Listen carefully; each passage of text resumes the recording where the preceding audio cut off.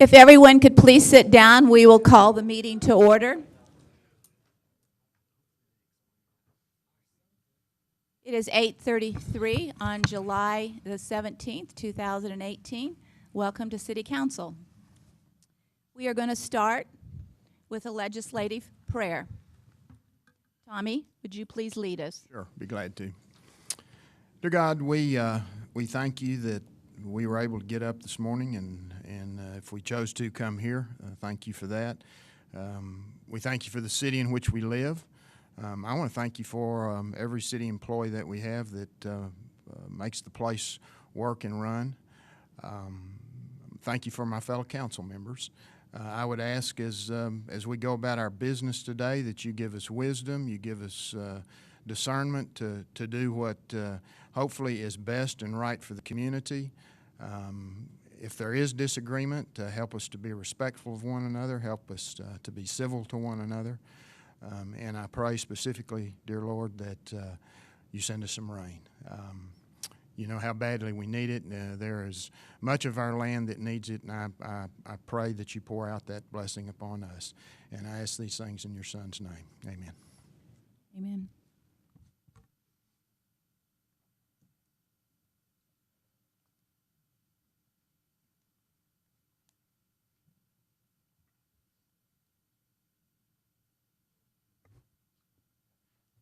This morning, we're going to have Aubrey Groves, who is entering first grade at Crockett Elementary School, and she is the daughter of Brian Groves, who is our city videographer. Okay, so let's turn around and you take us on, okay?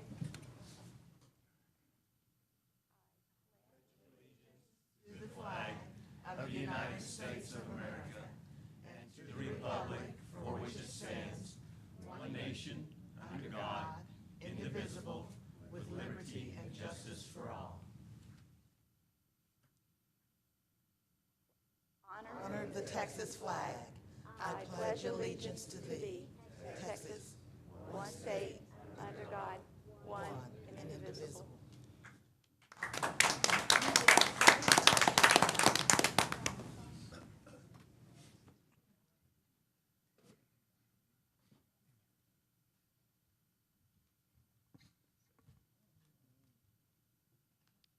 Anthony Wilson and Brian, if you would please come forward.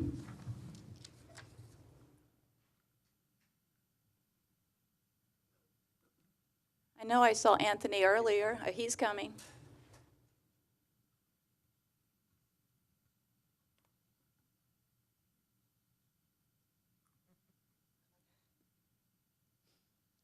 This morning we are going to have a recognition of the Public Information Office.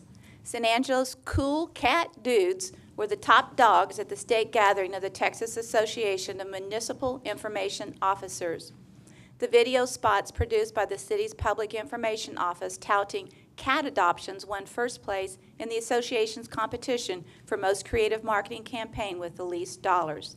The videos feature local men talking about their love for their cats with the tagline, "Cats, they're not just for crazy ladies." The animal shelter saw a spike in adoptions during the campaign. The Public Information Office typically stands out in the state competition, and this year was no exception. The office won a second-place award for a public service announcement produced for the SAPD. The recruitment spot features a San Angelo police officer talking about what he loves about his job.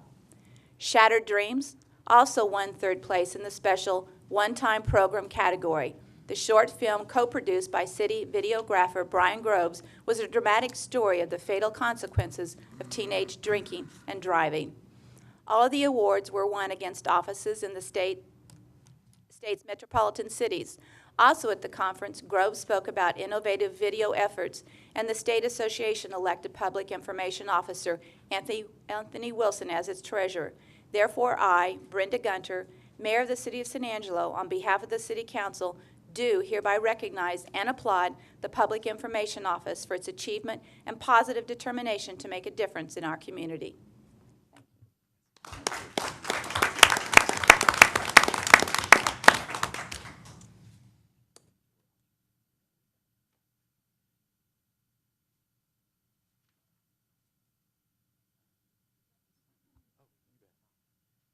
Just two quick things. First of all, I want to thank Brian for always making our community look as wonderful as it actually is. And then second of all, please adopt a cat.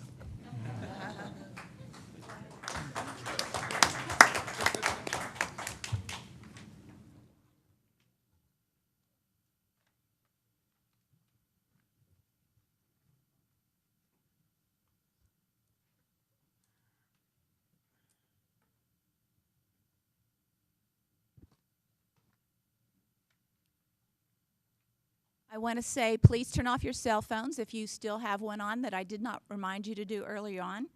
And we now open the City Council meeting up for public comment. Issues or items that are not on the agenda may be raised by the public at this time. Citizens should speak from the podium, begin by stating their name, and limit remarks to less than 3 minutes. Council members may request that a discussed item be placed on a future agenda. The council takes public comment on all regular agenda items during the discussion of those items. Do we have any public comment this morning?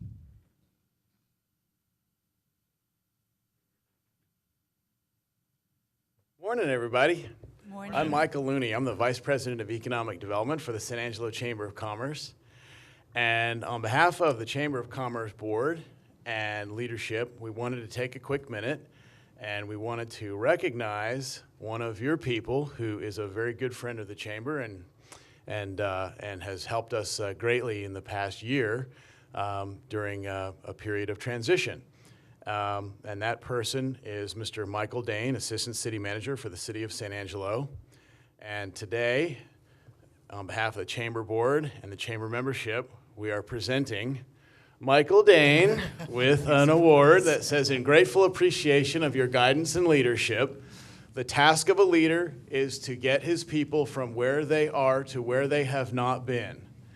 And we wanted to thank you, Michael Dane, for all that you've done for the Chamber of Commerce, and we wanted to present you this award.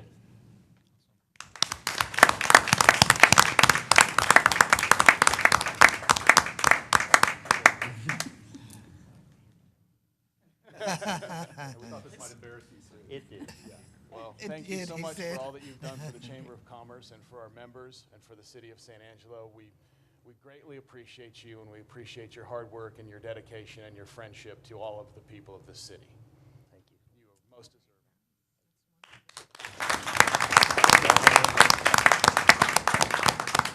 I'm Bruce Partain, CEO of the Chamber. I'd just like to add that Michael is one of those guys that welcomes you to a community, and he ends almost every meeting with the phrase, "What can I do for you?" And so I think he is an example of a great public servant.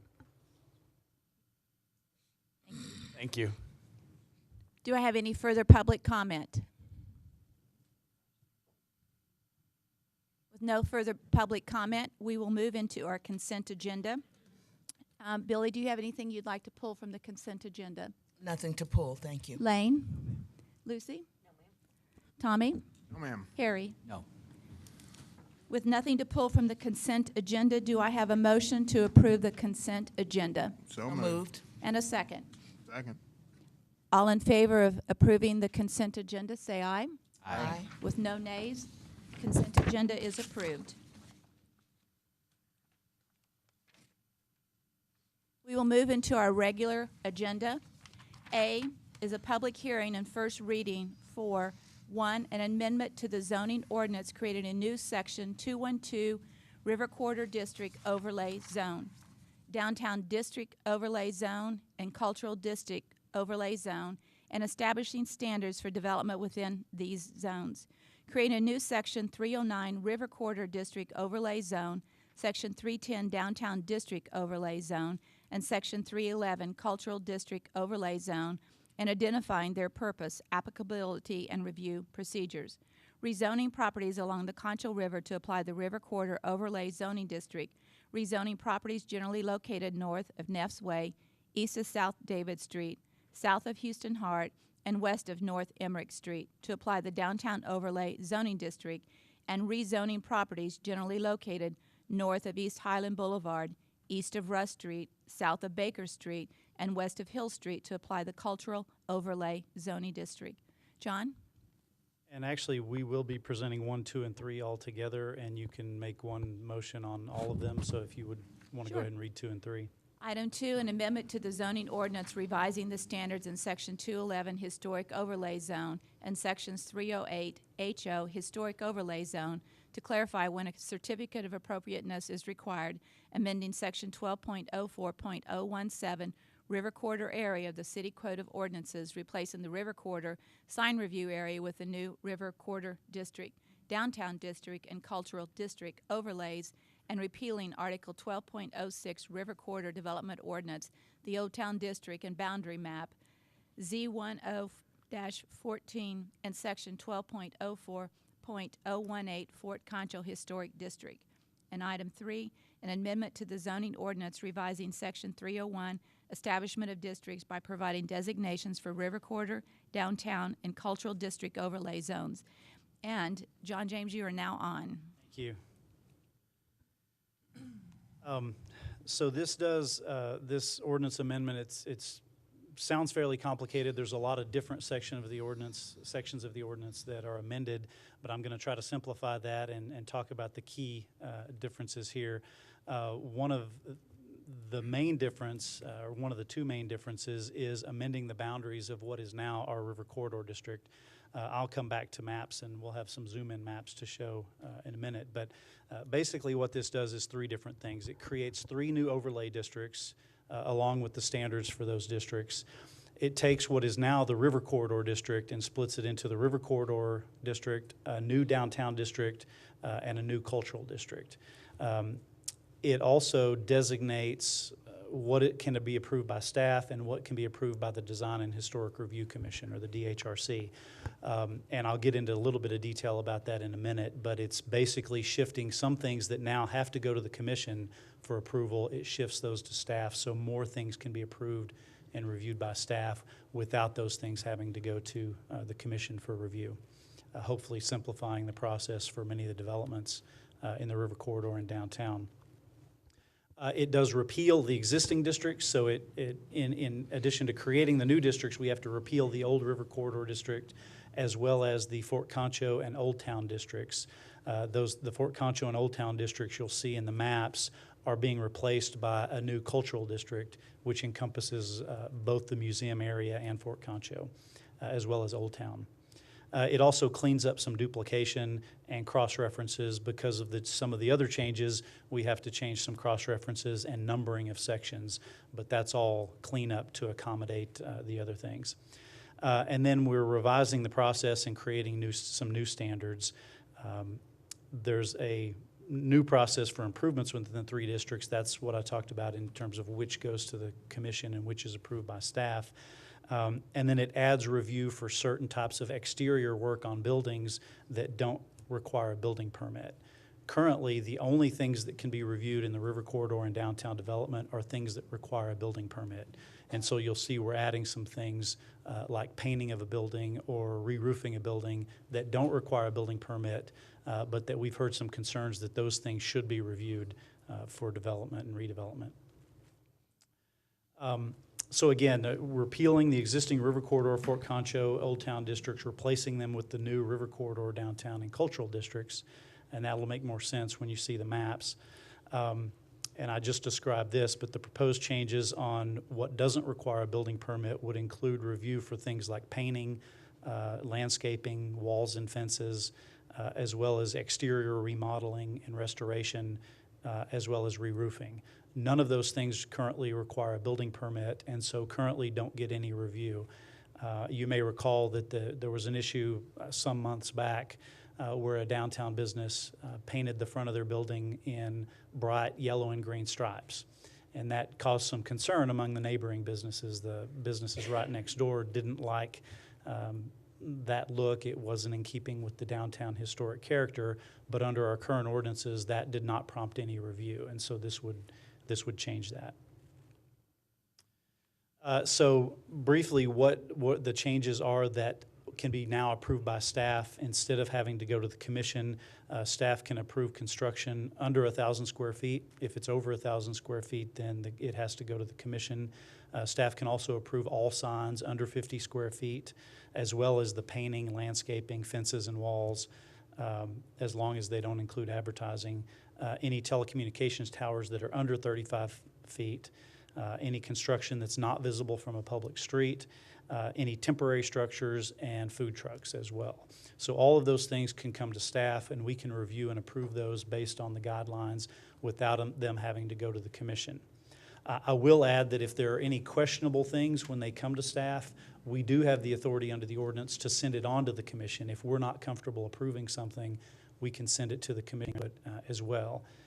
But anything other than what's shown right there does have to go to the commission for review and approval before that type of construction can move forward. Mayor, Yes, ma'am. can we ask questions as we go along? I'm afraid he'll get so far into that Absolutely, I'll Billy, forget because it my is long. question. Yeah, go ahead. Back to the previous slide, John. On that second point where it says temporary structures less than 1 month, would that be something while they're doing reconstruction and they have to put up some kind of barrier or something? Is that what that means? It could be temporary structures during construction. It could be temporary things like a tent for a special event, short-term things like that where they maybe move in a building. And we already have a permit process for temporary structures that are going to be there less than a month. Mm-hmm. So that's an already established process. And so we just said for that process, anything going through that process can be approved by staff. Oftentimes those are things like special events where they may come to us a few weeks or a month before the event, and there's really not time to go to a commission meeting before an event happens. And so again, part of the idea of the commission is to review the look of the river corridor in downtown, but if something's only going to be there a month or less, we think it's less of a concern what it might look like, and we think staff could review that. Thank you. John, with that said, if someone chooses not to come to you, what's the penalty? Because it's one thing to have an ordinance, another to say, if you don't do it, what happens? It varies. I mean, we could keep them from having an event, for example, or we can issue citations.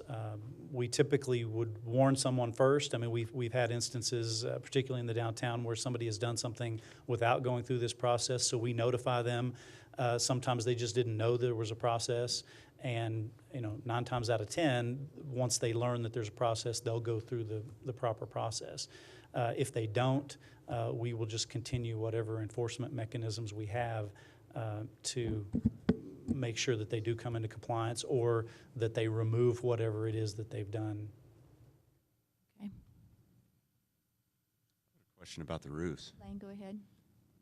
Said that they would have to come through a review before they replace their roof. So if we have a hailstorm, they get an insurance claim, and we're during the rainy season. How long is that? Is that going to delay a process of getting a new roof on there if a roofer can start the next day? It shouldn't. Again, mostly that would be, let me answer it differently. It depends. One of the things that in terms of what you're going to see, I think at the next meeting is, and I think I have a slide on this, is a change to the fees and the process. We are proposing a different process if it's a like-for-like replacement. So if they have a particular kind of roof on the building and they get hail damage and they want to replace it with the exact same thing, that's going to be a simplified process, can be approved by staff very quickly. That would probably just be a day or two at the most. However, if they're taking an existing building and wanting to change the roof completely, then it would have to go through a little bit longer review process to ensure that that new roofing material is consistent with whatever guidelines are in place for that particular location. But yeah, that's an example of where we're trying with this, taking things to staff instead of the commission gives us the ability to approve those things much more quickly. And when we create this, how quickly are you going to have the items that are very specific in terms of what you can or cannot do, just like that roof? Because it's one thing for us to approve this today, and then it's going to be what time frame before we understand the limitations or changes or not? Well, the guidelines that apply to these areas are already in place in the River Corridor Master Plan. This whole process today is kind of our first step in a multi-step process. One of those future steps will be looking at those guidelines and possibly revising them, possibly making different standards for the river corridor versus downtown. But we do have standards in place that are being used to review any construction project currently. And until we make changes to those will still be in place for these new areas. Okay.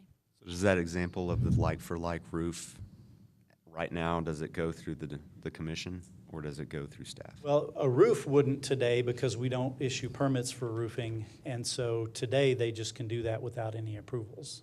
With this change, then roofing would be reviewed, but the like-for-like replacement would be the simpler process. Or a monetary value permit through the city? Yes, yeah, it would. That doesn't make sense. The We can't charge like-for-like, somebody no. for like, Well, for hail and damage, et as I cetera. mentioned, that's something that will be coming to you at the next meeting.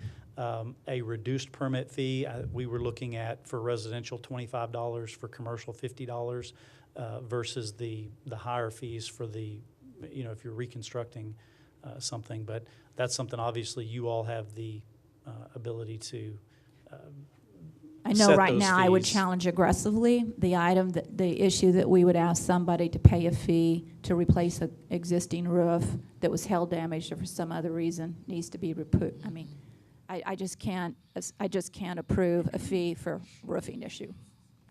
I can understand if they're changing from tile to metal, but no, can't do that. Let me ask this question, if I may.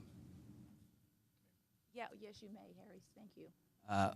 So today's standards, the way they're set up, means that anybody can do anything they want to the roof. Correct. Okay. So in making these changes, what we're trying to encourage people to do is to be consistent within some of these districts so that we don't have somebody put on a roof or paint a building that's inconsistent with the rest of the downtown area or rest of the cultural district area or the river corridor area. So having somebody review that, to me, makes sense. Now, I'm not encouraging people to have to pay a fee in order to do that, but we've got to figure out a way that somebody can review it so that we got consistency, so we don't end up with this yellow and green stripe type building downtown because it wasn't a historic building. Somebody went ahead and just painted it the way it was because nobody reviewed it. So I think the direction we're heading is correct, but we've just got to find that fine line that allows us to do what we need to do without penalizing somebody that needs to replace a roof because of hail damage or that type of issue. I think you and I spoke in the last couple of days about the river corridor area because I was concerned about residents having to pay that fee in order to paint their building, and you indicated to me that unless they were directly on the river, we wouldn't be affecting those in particular individuals. Is that correct? That's right, and when we get to the maps, you'll see that one of the things we've done is shrink in most places the boundaries of the river corridor to exclude all residential except for those whose properties immediately touch the river. And so the current river corridor in place today goes out, in some cases, quite a few blocks into the surrounding residential neighborhoods that are near the river. What this does is shrink that back to only those homes that are immediately adjacent to the river. Mayor. Yes, yes. John, Julie? I know we're beating this roof thing, but I guess my question about all of it is the fees. Why would we even charge any fees, even if they're changing the roof from tile to metal or something? Why are we charging those fees? Basically, our philosophy has been with fees is to charge a fee to cover the cost of staff time for taking in applications, reviewing them against the standards, and so that's the basis for that, especially if they're taking one type of roofing material to another. That takes more review time. If it's something that does have to go to the commission, Then there's time involved in creating agenda items for the commission, taking things to the commission and presenting. And so the way almost all of our fees are calculated is an estimate of the staff time it takes to take a case from application through the approval process and coming up with a fee for that process. Again, for a like-for-like replacement, for example, that review would be fairly simple, and so that's why we would be looking at a very low fee or even potentially no fee. If it's, if the roof is damaged due to no fault of, just my desire to change my roofing material or maybe the structure of my roof, if it's due to no fault of the owner, why would there be any fee? Again, that's... I hear what you're saying, and I guess that was a rhetorical question. Sure. So I'm done. Thank you. And it's really up to you all. If an awning downtown, for example, got hit by hail and had to be replaced, they would have to get a building permit to reconstruct it, and our inspectors would review it and all of that, and there would be a fee. So it's just basically anytime staff is reviewing something, we typically charge a fee for that review time. So today, if my awning is hit by hail, I have to come to you to replace it? Well, I guess I should clarify, it depends on the extent of the damage. If it's minor repairs, those typically wouldn't require a permit. Let's say I have to take the whole awning down, and I'm going to put the same awning back up again. Why do I have to go ask permission to put up the same awning again if it's already there? Number one, the main reason would be we send out inspectors during and after construction to ensure that it's constructed as it's supposed to be, with meeting all of the building code standards, so that, for example, it's constructed appropriately and won't collapse, or especially awnings that extend over a sidewalk, a particular concern there where people are walking under it, but basically to make sure it's constructed to code. But if it was originally constructed to code and I'm just replacing it? If you have to take it down and put brand new in, then we would want to make sure it's... Structure's already there, I'm just replacing the fabric. Oh, that would be different. If you, I So we was need to assuming get- there were structural changes, No, but I'm if there are just no saying, structural changes, then no. The hail damaged my awning, and I'm just replacing the fabric on my awning. Structure's still there. No, that would not require Okay. any reviews or permits or fees. So I think we just have to make sure as you go down the road on this that we really get and better understand exactly what we're asking people to do, because, and I am the first to say we need to protect our historic district. We need to keep that environment historic. You can't lose it because you can't get it back if you lose it. So we need to protect our historic district. It's hugely important, and over the past few years, we've allowed many things to happen that should never have been approved in a historic district. The problem is they're grandfathered, so you can't change it. And the problem is if you've already approved them, then where's the standard? Because if you allow this to happen, why, if I want the same thing to happen, can you say no to me now? Because you've already approved something that should never have been approved. And that's really more of an issue for the guidelines and the process that, the people that you appoint on the Design and Historic Review Commission are the ones that ultimately make those decisions. As I'll get to in a minute, one of the changes here is the appeal process that would allow staff to appeal to council. If we believe that DHRC has made a decision that's not in keeping with the guidelines, it would give us the ability to bring that to you, and you all could say, yeah, they made the right decision, or no, they did not, and then it puts it in your hands to make that final decision. We already have a book that's about this thick that defines the standards for our historic district, and they have not, in the past, no one has honored that book. People just do approve, and so we got to make sure that when we do these things that there's some guts to it, that you can't approve those things. We had guidelines, no one paid attention to the guidelines because people made sure that the guidelines weren't followed. And I want to make sure we've got to protect that historic district. That when we do this, there shouldn't be a lot of movement around on the rules and regs attached to a historic district. And obviously that's something that we can discuss when we actually look at amending those guidelines. I can tell you the trade-off is The more flexibility you give, there's flexibility for builders and developers and business owners. The more strict you make it or specific you make it, you remove that flexibility. And so that can be good because you're telling them exactly what you want to see. On the other hand, you reduce the flexibility that they have to use design creativity. So it's kind of a sliding scale. Yes, but I know cities like Fredericksburg, which everybody says, look how great they are.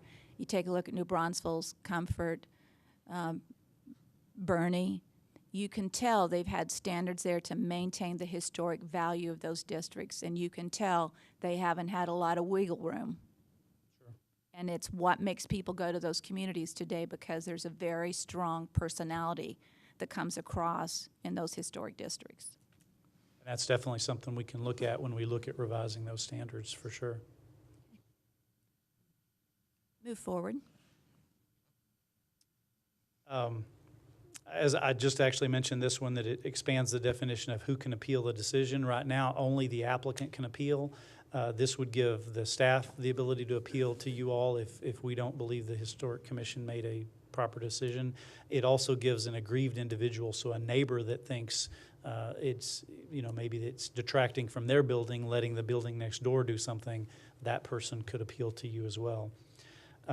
As I mentioned also here, we're looking at a reduced permit fee for the painting, the like-for-like remodeling, and other minor modifications. So they don't pay the full review fee, but it would be a lesser fee.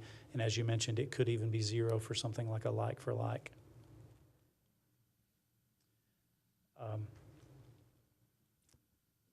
The one thing I want to point out as we start to look at the maps, which are on the next slides, the staff and the DHRC recommended one set of maps for these boundaries. The Planning Commission recommended a different set of maps. And so I'll point out those differences. Staff is actually comfortable with most of the changes recommended by the Planning Commission, but I'll point out a couple of differences where we're looking for you all to give us that direction on which ones you actually would like to see adopted. This is the overall boundary, and I'll briefly touch on this. The red is the red hashes you can see in here are the existing river corridor. The thick red boundary you can see is the new river corridor. So you can see in some of these areas where we've reduced that boundary. You can also see the proposed, on this map is just the river corridor. So the blue areas that you can see from underneath are the ones that are going away. So a little bit here, and these are mostly those residential areas that I mentioned removing if they're not directly adjacent to the river. And as you'll note, When you say directly adjacent to the river, what's the number of feet? Is it like 200 feet from the river, or is it 100 feet from the river? Is it 50 feet from the river? if the property touches the river, then it's in the district. If Property, you mean a building? No, Because the property line. Okay, that's one. If the We gotta property clear that. line of the property touches the river, then it's in the district. If the property boundary does not touch the river, then it's not in the district, is the way we reviewed that. So the home could be 100 feet back from the river, but if the property the home sits on touches the river, then it's inside. But you'll recall from a minute ago, if things that aren't visible from the street or the river have a different review, a lesser review, and so we hold it to a higher standard if it can be seen from a street or if it can be seen from the river. And I have a few zoom-in maps just so we can see the river corridor a little bit closer. I'm going to go through these fairly quickly, but these are here in case you have questions, and these make it a little bit easier to see those particular areas as we So go let me through just them. ask a question. Previously, it was presented to the Planning Commission that the new river corridor would take in a lot of the property that are owned by people on Old Christoval Road. Yes. And so this is no longer part of this. That's right, and you'll see in just a second on that map, I'll point out exactly how that was affected, and that's one of those issues or the areas that the staff is comfortable with the Planning Commission recommendation to remove that particular area. Again, you can see a lot of these residential areas that were removed. Everything you see in blue would no longer be in the river corridor. Now this area is unique. It won't be in the river corridor, but that was what will be in the new downtown district you'll see on a future map. Again, just following along the river through downtown, a few more residential areas that you can see that were removed. And then out to continuing out. This is one area I'll point out that staff had recommended including all of this area, and you can see some areas down here that we had recommended including.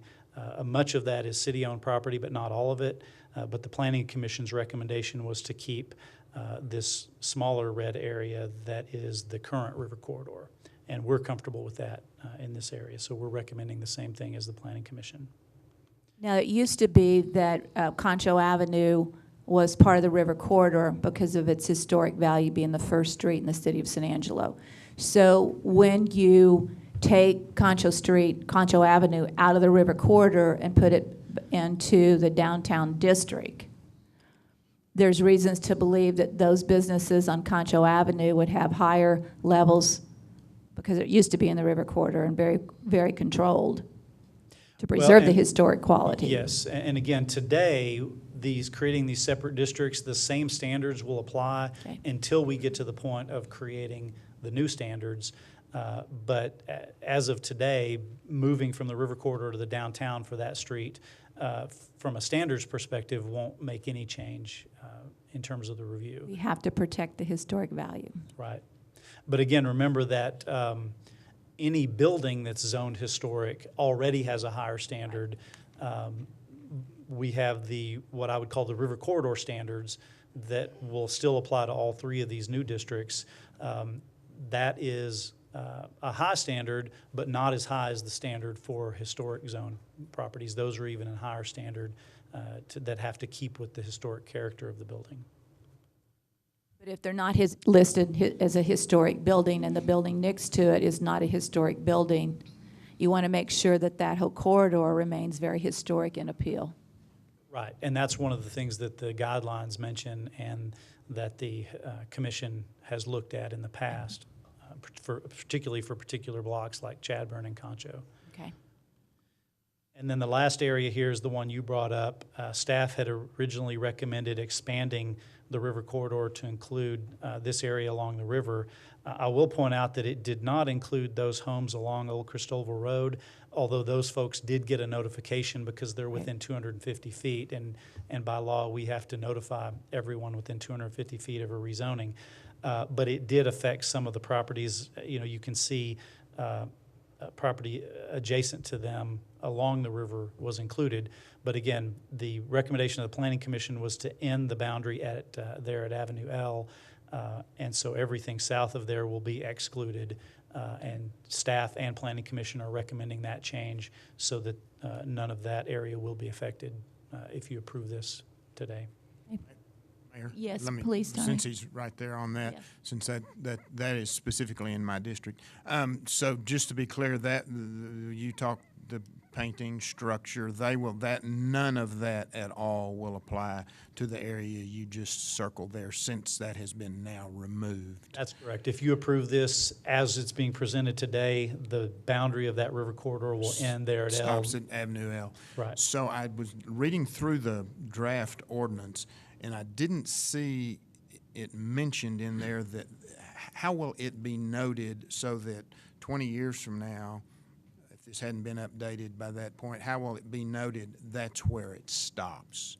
Well, part of what are considering today is adoption of these boundaries. And so in the boundary map that will be in the actual ordinance, that boundary will be drawn at Avenue L. And so what you're seeing here, this red line will actually be erased. In fact, if you approve it that way today, the maps you'll see in the ordinance on second reading will exclude that area completely. Will not even have that Correct. encircled at all. Okay. And Tommy, I'm assuming that, let's say, 20 years down the road, another council could choose to They could change it. what we've Absolutely. just decided to do. So Absolutely. we have to know that when we approve it, it is approved with this council and this mentality. That's correct, yes. But there will be no question 5 years from now what those boundaries are. Okay. Lucy, you have a question or comment? John, I just wanted to ask you, do we have these buildings right now that are going to have to update or get with if we were to approve this? are there some buildings that are have to gonna come up to this ordinance, or do you leave those buildings alone, or what is it? No, this does not require any buildings to do anything unless they're wanting to make improvements. So Change from unless this- they're wanting to change, this doesn't require them to do anything. So that was the river corridor boundary. So the next one is the creation of a new downtown overlay. You can see this purple line is the staff and DHRC recommended boundary. So it would take the downtown area beyond what is currently in the river corridor, which is this smaller area, and expand it over to Bryant, over just a little past Main Street, and then up to the freeway. What the Planning Commission recommendation was is to only include this area that is already in the river corridor. And so really one of the questions before you today is, do we include this additional area in the new downtown district, or only that core of downtown? Yeah, I think part of the question mark here is, it's hard to say yes or no on this if you don't know what the rules and regulations are going to be on that, because I truly believe that there's a part of downtown that needs to be looked at separately from that big, broad map. And so if we approve it as this is with the bigger territory, if we started creating standards for this, I would say there's some buildings that I don't think should have the higher level of standards that the buildings on Concho Avenue and Chadburn Street have. And so, John, can you help us maybe with the thinking of the commission, Sure. just to inform us? Yeah, and actually I'll start with staff and the DHRC's thinking is our comprehensive plan that was adopted for the city includes roughly this larger area as what's called the downtown. And so even though all of it doesn't currently feel like downtown, it was the area envisioned to continue to develop like a downtown. And so that's the reason we proposed expanding it to that. So if, as downtown expands over the next 10, 20, 30 years, that these other areas will continue to develop similarly. And I think the Planning Commission's thinking was this area really is the core of downtown. Much of these areas, there's warehouse type areas, there's more suburban type commercial areas along Bryant that shouldn't necessarily have to meet the same standards. Now, when I say same standards, I think that the DHRC and our guidelines have one of the things they look at is context. So, for example, if something comes in here by McDonald's, they hold that to a very different standard than something that's coming in on Concho. So our current guidelines talk a lot about context and relationship to surrounding buildings in the surrounding area, such that you can make a different decision. So if a building coming in up here is not going to have to meet the same standards as something going in on, say, South Chad or North Chadburn. so the guidelines would determine what you will or won't have to do within that district. So if we approve the larger district, then we're also basically saying that different guidelines will approve depending on where your building is within that overlay map. Yes, and as we change the guidelines in the future, that can even get more specific. It could be so specific, in fact, that we could designate, well, we could even designate a historic district for kind of the central core of downtown that has even higher standards. But even our guidelines that we have today, because of that, the mentions in there of context and looking at the surroundings, we already have things in place that allow us to differentiate, say, Concho from, Bryant over here. Okay, as long as in the guidelines. So today, are we approving the larger map here or the smaller map here? Well, it's up to you. What comes to you from the Planning Commission is the smaller map. Staff is still recommending the larger map. So I like the larger as map. part of your motion, we would want to hear from you which of those two options you want to see. Because I think people are even surprised how much downtown is building and growing, so we want to be able to protect the entity with different guidelines for the smaller districts that are more historic versus otherwise. Okay. And then finally, the cultural overlay, and you can see the areas in yellow, or the sort of orangish areas like this area. Those are the areas that already have historic overlay zoning. The yellow properties are city-owned properties. And so you can see the Planning Commission's recommendation was basically only to include those core areas that are either city-owned or are already historically zoned. They wanted to keep this new cultural district smaller. Staff and DHRC, and based on some input from the museum, and they have their own cultural district that's actually even larger than this, but they preferred to see the larger green boundary here to include a little bit larger area. So that's another one we'd like your input on. Well, it gets confusing if because we've already approved a cultural district that Howard presented some time ago. So if we already have a cultural district already approved, this would change the existing cultural district, because I don't think you can have a Howard Taylor cultural district and then a John James cultural district and then somebody else's cultural district. I think we got to have a cultural district, period. Well, and I'll tell you, that's exactly the argument that Howard made at both the DHRC and the Planning Commission. We even raised the possibility of calling this something different because no, we can't have Cultural District 1, Cultural District 2, Cultural District 17. We got to have a cultural district. Let's not make this complicated. And I think the concern, again, of the Planning Commission was similar to the downtown. They wanted to keep it more tightly focused. And if we went to what you might call the Howard Taylor Cultural District, it would extend a little bit farther this way. I can't remember in this direction if it went any farther, and it may have included a little bit down here as well. Now, again, it all is based off of guidelines, because if you use the original cultural district approved by previous council, then one would say, what are the standards that were approved with that old cultural district versus what you would be proposing now? Because there's no reason to change the old cultural district. You can create tighter guidelines on a smaller version of it, but I don't like having 2 or 3 options. Yes, Harry? I just want to make sure that I have a clarification, because the cultural district that I think you're referring to, Mayor, is the one that came from the commission that did this about 6 or 7 years ago, that showed that full cultural district all the way from the eastern edge of the fort all the way over to and including the visitor center, I believe. How far north and south it went, I'm not sure. I know north it went to the river. South, I'm not sure. But that whole district was actually presented, as Brenda indicated, to the previous council, and the council accepted that cultural district report.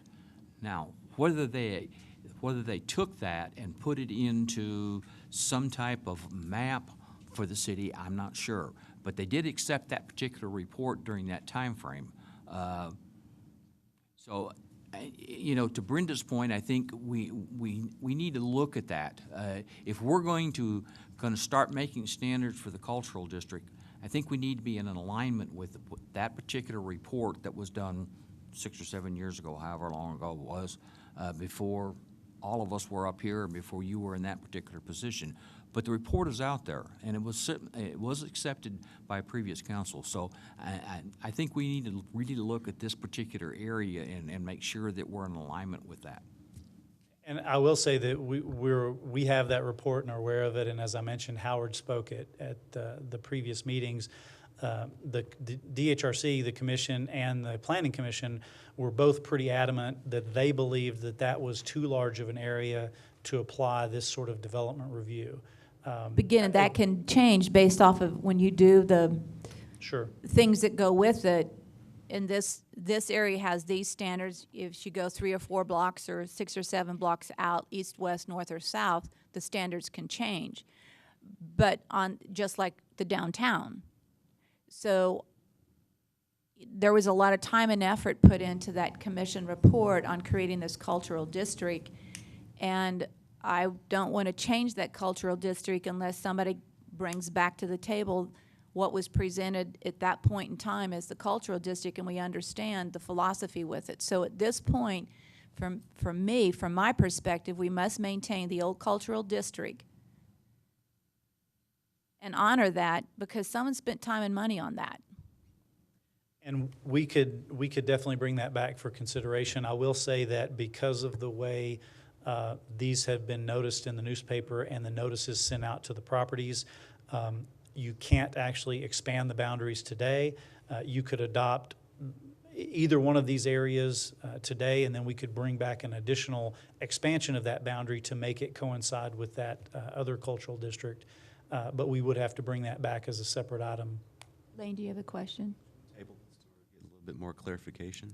Well, I think we can, One, 2, and 3, right? Can we vote on 1 and 2 and table that number 3? cultural part of it, so we can vote on the river corridor and the downtown and wait to bring back the cultural overlay one, because I You think could- we need to Hearing a little bit understand. of You could do that.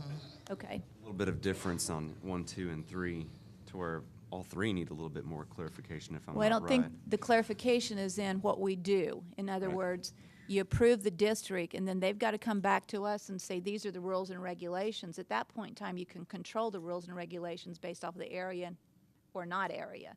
So Howard's district, if I'm right, was bigger than the Yes. outlying green line.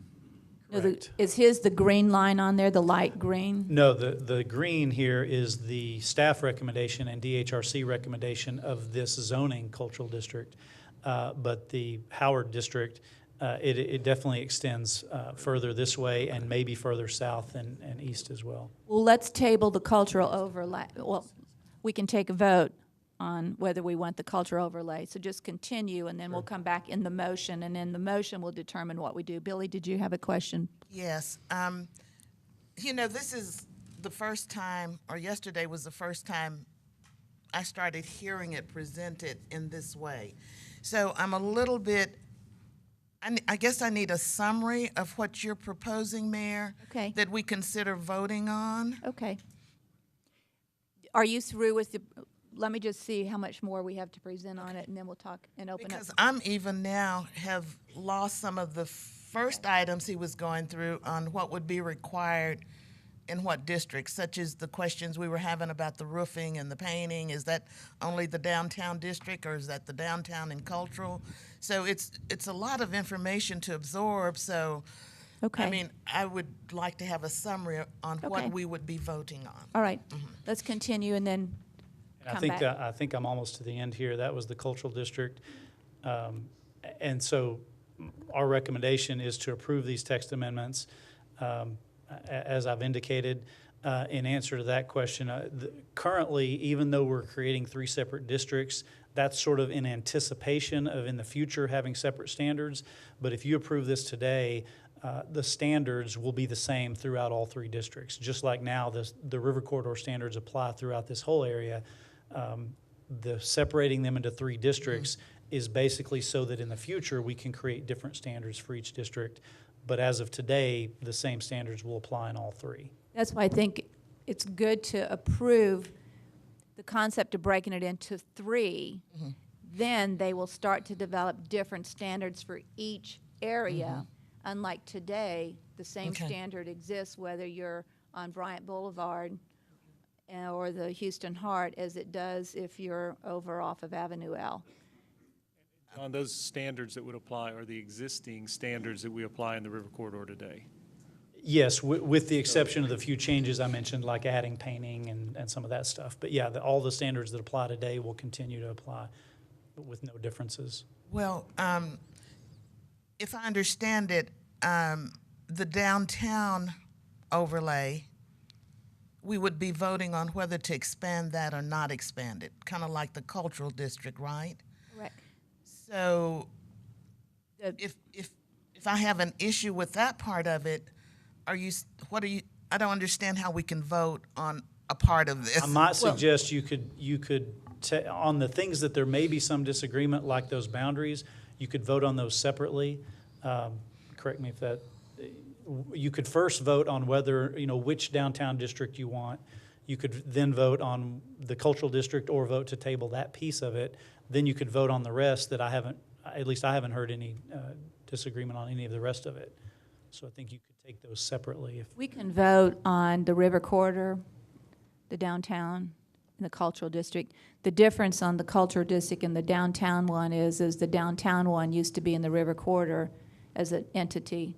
You would separate that, but it was already there anyway. The cultural district, the issue is because there was a commission and a whole presentation before on the cultural district. And I just think we need to understand what was written and done on that and why it was expanded that way. And I'm confused about that part. Mayor, if I may, Yes. on first reading, and this is the first reading anyway, you can approve as far as the concept that you're looking at, that you do agree that there's three overlays at this point. When we come back next time around, we can have that delineated as far as the Howard portion of it and also what we're recommending. And we can actually summarize that as well to make sure there's clarity on that. So at this point, if you did approve it on first reading, it still had to come back at second reading and make sure that it has your approval on the way it's going to be broken up. So we could approve the breaking up into 3 districts today. On second reading, we would pull it off of the consent agenda and put it back on the regular agenda. right. And on that regular agenda, we would have further discussion on boundaries, exactly what the boundaries could be. So That is today is just breaking it into 3 districts. And we'll have a motion, if someone would make that motion, to approve 3 districts. Then the actual definition of that district in terms of territory and/or specifics would come, pull it off of consent agenda, put it on regular agenda, and further the discussion. But this at least gives them the opportunity to fine-tune those areas because we've now told him you can have 3 areas. Okay. But All we right. haven't told him what those areas are going to be yet. All right. Gary? We can also direct staff to just put that on the regular agenda. They don't need to put it on a consent agenda. So as we go forward with that, I would pull that report from Howard and look at those boundaries, and I would suggest that that would be what we make the cultural district today. I'm comfortable with the other districts the way they're set up. That with the expansion of the downtown to include all the way to Houston Hart and all the way to Main Street. Since that's right directly in the middle of my district, I think that's appropriate to do that. Yes, Brian? I just wanted to note that in order to send out extra notices, additional notices that might be required, the second reading might not be on the next council meeting, but might be on the second one Sure. in August, which would give them Okay, the ability which to is do fine. anything needs. Gives us more time. There you go. All right, so you want to continue with your 2 and 3. I don't think I allowed you to continue with 2 and 3.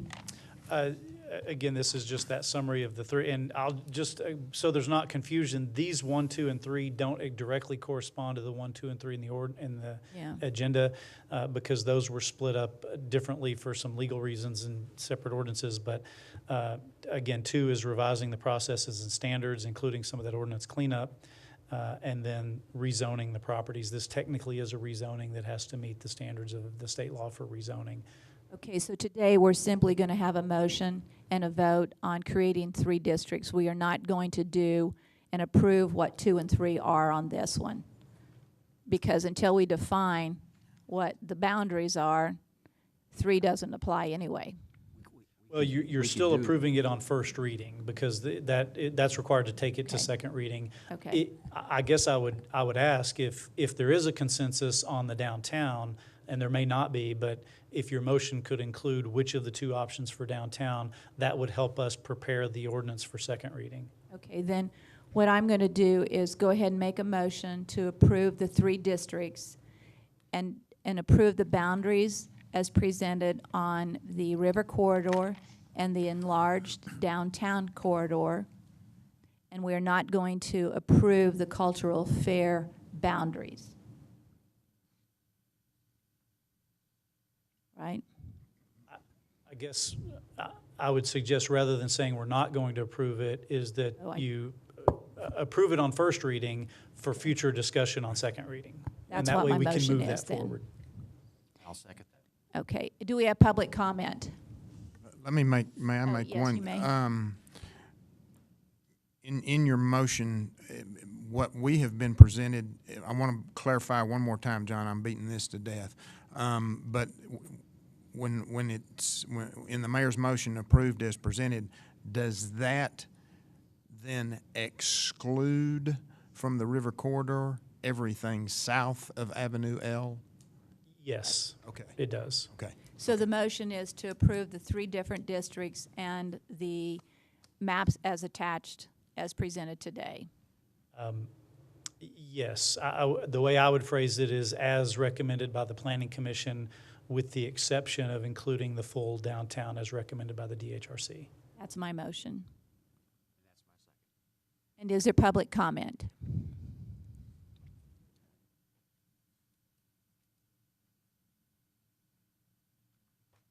Morning, Council. Kendall Hirschfeld. It's been about 5 years since I was sitting up there and actually was part of the council that approved the creation of the DHRC and combining of the Historic Preservation Commission, the River Corridor, so it made life easier. That was the concept and the principle of what happened and why we did that at the time. And Mayor, you were actually down here representing downtown San Angelo in support of some of the creation of these things. I still believe the concept of that is exactly right and how it should be. The problem is that the devil's in the details. And the problem is that, that as we're learning more and we dig through all of these papers, when it was presented to the Planning Commission, that was the first time I had heard about this, that it didn't come out until Friday, and so I didn't get to see all the details of, again, the devil of the details of what all these were. And Mr. James actually said that rules and regulations are not changing other than moving some to administrative. That's what he stated. I watched that in the video again last night. Well, that's not correct. That is not how it was presented to the Planning Commission. So that's not how the Planning Commission approved and understood that, nor were any fees ever discussed. And then also I have to say, in disagreement with Mr. James, that Howard Taylor was not in full support of the commission that the plan was there, because again, he was concerned about the devil in the details, as was Tom Early, to which 2 people have a lot of real estate in that cultural district.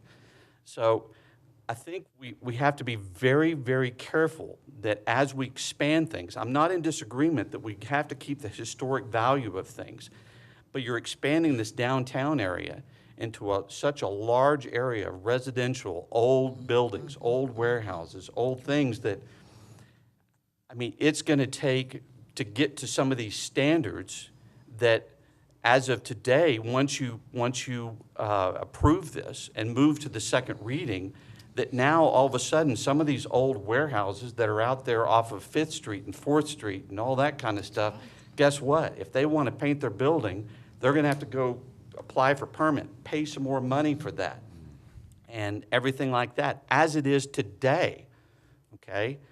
And that's just an added burden that is going to, that I believe will slow down,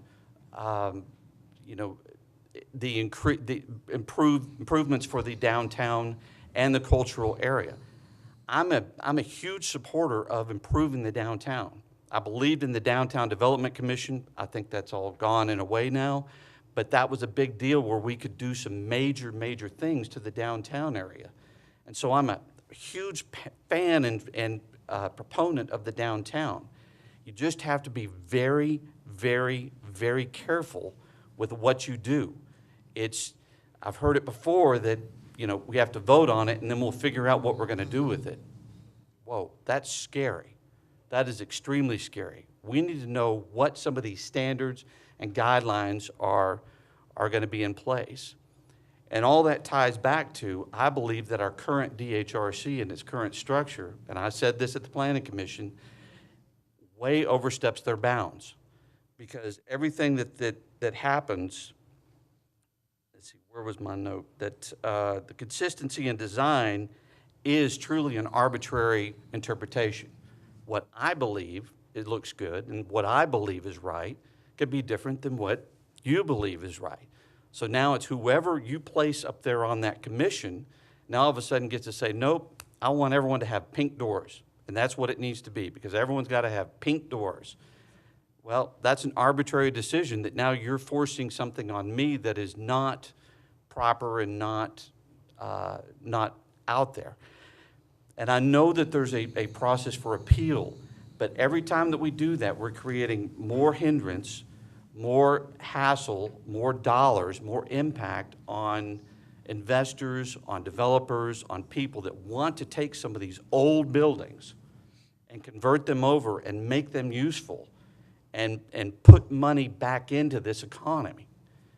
Because that's what's going to build this tax base, and that's what's going to build our downtown area, is individual companies, individual people, individuals coming forward with the actual cash and wanting to invest into our downtown. So please be careful what you're asking for, because you just might get far more than what you're really expecting. So I think you have to be really careful, look at the details. We need to understand some of these details far more. And I don't know how many people have read all these things, but there's a whole lot that is now new things that businesses in the current downtown area will not be able to do. And we'll have to go through and take more steps and times. And now, added fees. So just another tax on all of us. So, thank you. Thank you. Further public comment?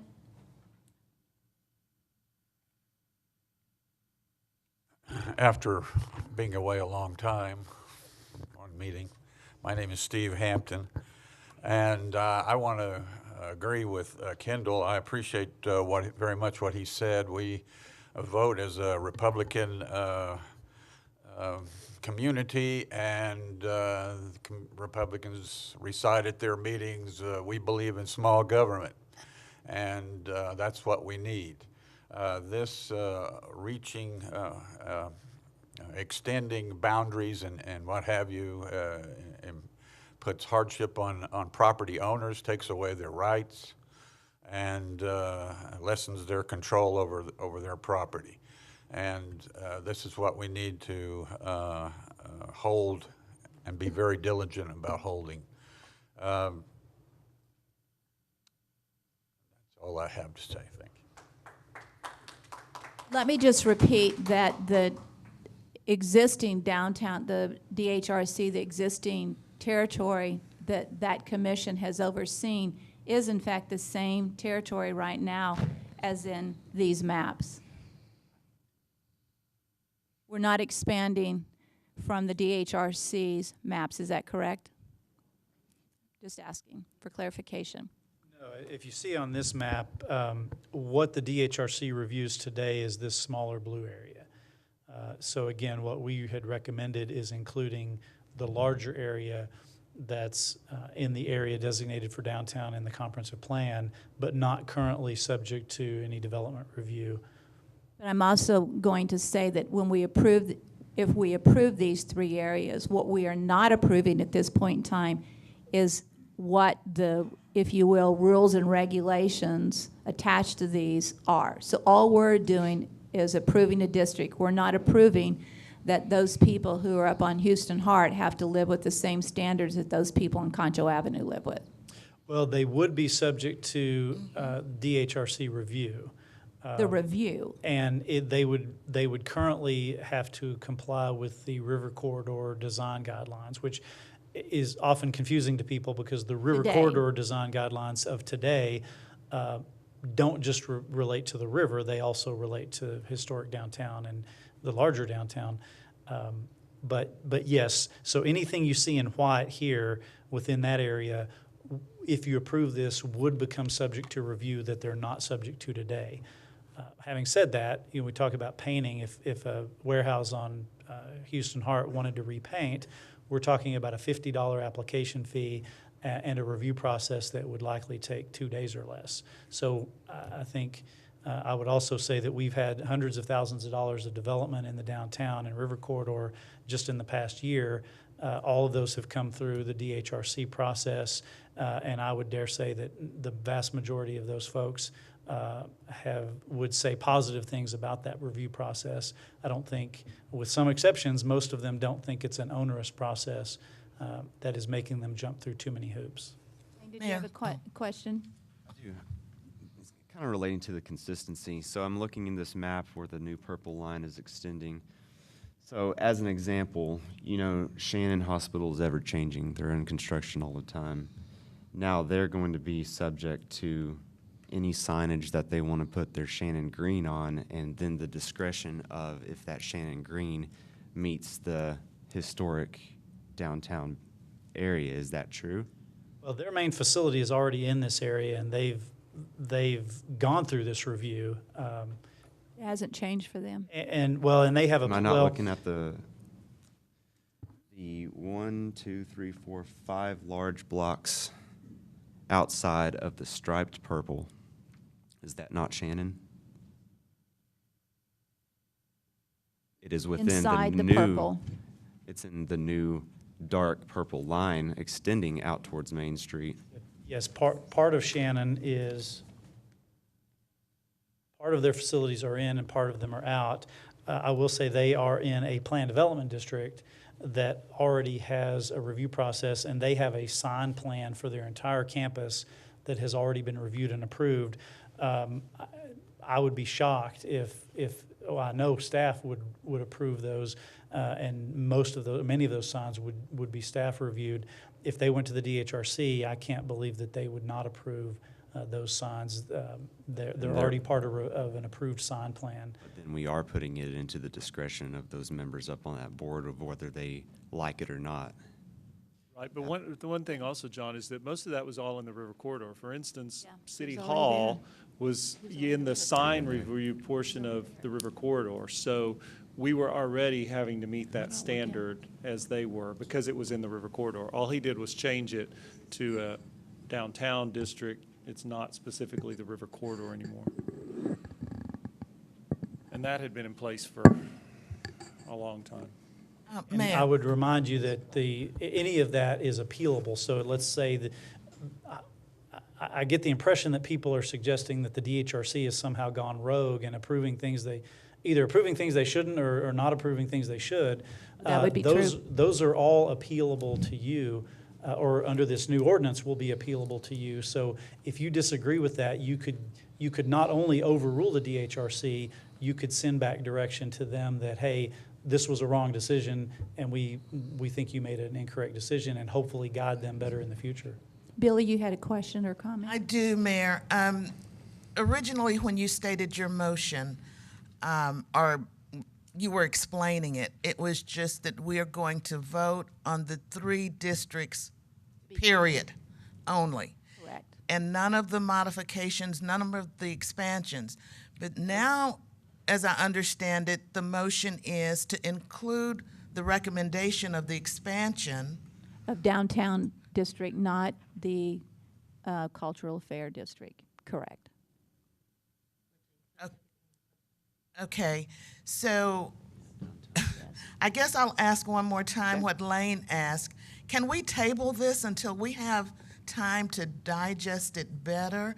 Because I don't know the gentleman's name out there that spoke. Handel. But anyway, it it caused me to have, some additional, I guess, questions and needing clarification. So I'm just asking if we can consider tabling this. Yeah, but let me also address Kendall's comments on coloration, because there are some well-defined colorations, in fact, that the DHRC had in their booklet to follow, and they're very acceptable colors based off of every Texas State Historic Commission. They weren't arbitrary colors. What we did was approve things outside those colorations that should not be approved in a historic district. And if you look at that, again, I go back to, everyone talks about New Braunfels, Fredericksburg, Bernie, Comfort. All of those have lived within a traditional historic district color palette.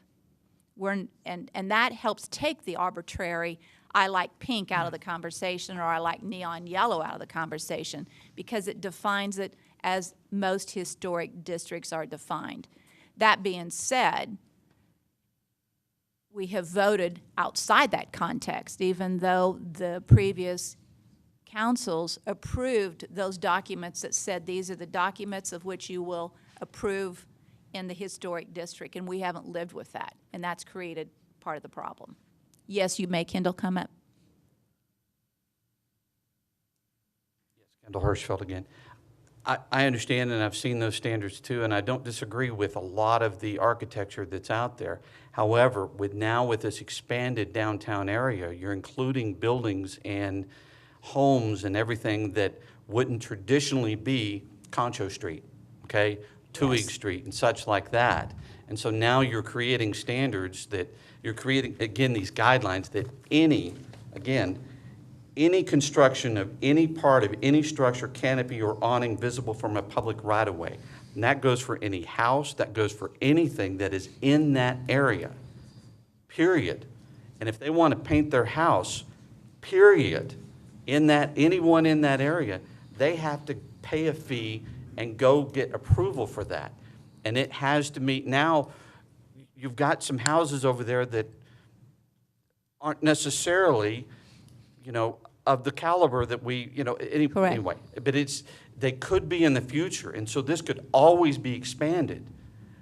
I'm not disagreeing with the current boundaries as they are today. I don't disagree with that. I voted for that 5 years ago, and I would vote for that again.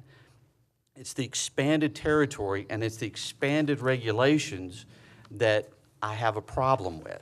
Well, and what we were, sorry, that squeaked. I think what we were talking about, and John, you can verify this, but what we said today, we are approving only the territory. We are not approving any regs, any fees, anything that goes with that. Is that correct? Because we were not, if in fact we thought we were, if we thought we were approving some of the regs and fees, then I don't think anyone will support the motion, because I don't think we thought we were approving fees. Well, there's nothing on here about fees today. That's something we were going to bring back. My understanding was you were approving all of the recommendations for today so that they could be discussed more on second reading. Okay. That was my understanding. Then what I think I hear council saying is, because there's a motion, a second on the floor, we have to vote on it and before we can table it. Is that correct? It's up to you. You could remove your motion and your second, and then you could decide to table it. And you could table it by concession.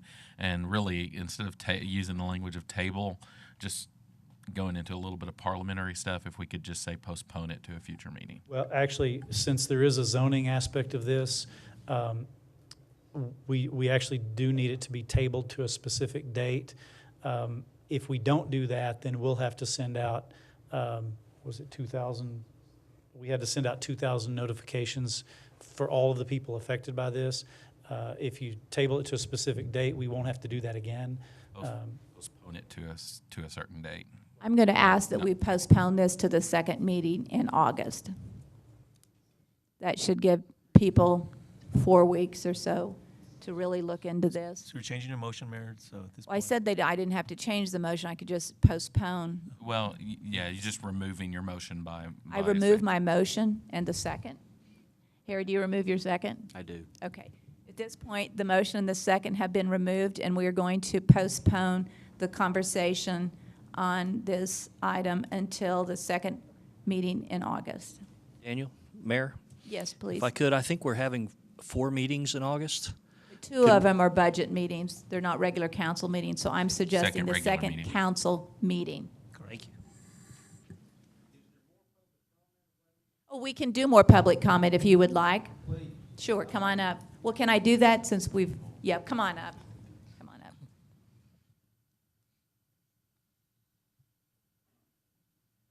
Good morning, Morning. Madam Mayor and members of the council. Thank you for your service. I know you deal with lots and lots of issues. I'm name, Mark please. Good. Brown. I've lived in San Angelo for 36 years, and I think this whole thing should go back to the planning department. I think it's just not ready for prime time. And this is a bureaucratic dream. I mean, all the potential lines and blanks that have to be filled in going forward. How many meetings am I and all these folks going to have to come to, planning commission, city council, to oppose this stuff? I mean, and it's been extremely confusing on this particular set of rules, there were like 3 different considerations by the Planning Commission. And I got a notice sent out by certified mail because I'm a landowner. And I came to the meeting and it said they're looking at creating 3 districts and they're looking at development standards. Well, I showed up to say I don't like these development standards. If I want to paint my house, I have to get permission and approval of the color. If I want to paint my little brick building downtown, I have to do that. And they said, oh, we approved that last month. All we're talking about today is the districts. Well, that's not what the notice said, but that's what they did. And I didn't write y'all a letter about this because I couldn't figure out from the agenda what the specific ordinance was. And I talked to John about that this morning. Is on this ordinance 212, there were 2 versions of it on your website on the agenda items for today's meeting. One said that painting and re-roofing is going to be considered an activity which is reviewed. The other one said those things are going to be considered work which is reviewed. Either way, they're now being reviewed. When it was before the Planning Commission, it was saying that it's construction. So it's a moving target, and it's very frustrating to try and even address this. But I own a house behind Fort Concho on the South Concho River. And I've been in the river corridor the whole time I've owned it. I own 2 little brick buildings on South Irving across from the library, office buildings. So that's all going to be subject to this painting and re-roofing and these other regulations. And as I read this paragraph 1 on the agenda, it includes development standards, establishing standards for development. And I think that includes this painting business and the re-roofing. If I want to paint the rafters on one side of my house, I have to pay a fee, which I thought was $195, and submit an application from my house on Baker Street. And everybody else on Baker Street apparently is going to have to do the same thing if you're on the riverside. I think that's a gross infringement of property rights. And I really think residences should just be wholesale excluded. I'm glad the folks on Crest Oval Road got exempted. But on the other hand, I wish they were here to argue with me about why houses shouldn't be covered by this. And even on businesses, if you're not really in the historic area, do you have to get approval of the color of your paint and pay a fee and do an application? I think this is a gross overreaction to a small problem. In the historic area, Concho, Tewig, Chadbourne, I hear the reasons for protecting that. But up by the library or over on Baker Street, going to Houston Hart with all this? Goodness gracious. This is a bureaucratic dream. It's intentional or not. It's a power grab by the planning department. It's a huge tax on everybody that wants to paint. You're going to discourage some people from painting. Who wants to go through all this just to repaint? You're going to slow down the painting on the houses. If I want to re-roof, my house originally had Spanish tile before I owned it. Then the owner replaced it with asphalt shingles in '95 when we had the big storm. When I go to replace that, am I going to be told, well, that originally had tiles on it. You got to spend $30,000 extra and put tiles back on there. I would if I could, but I don't know if I'll be able to do that. One building was painted green and yellow, and apparently the problem was handled. I don't know the details, but apparently that's why we have this huge plan and all these new rules, so many of which are undefined. I just think this is very dangerous and is an overreaction. It's been hurried through, and I really would ask you just to reject the whole thing. I think it violates property rights. Again, in the historic area, protect that. But this is just way, way beyond anything about the historic area, and I think we need to be a little more careful. Thank you. Thank you very much. Any further public comment?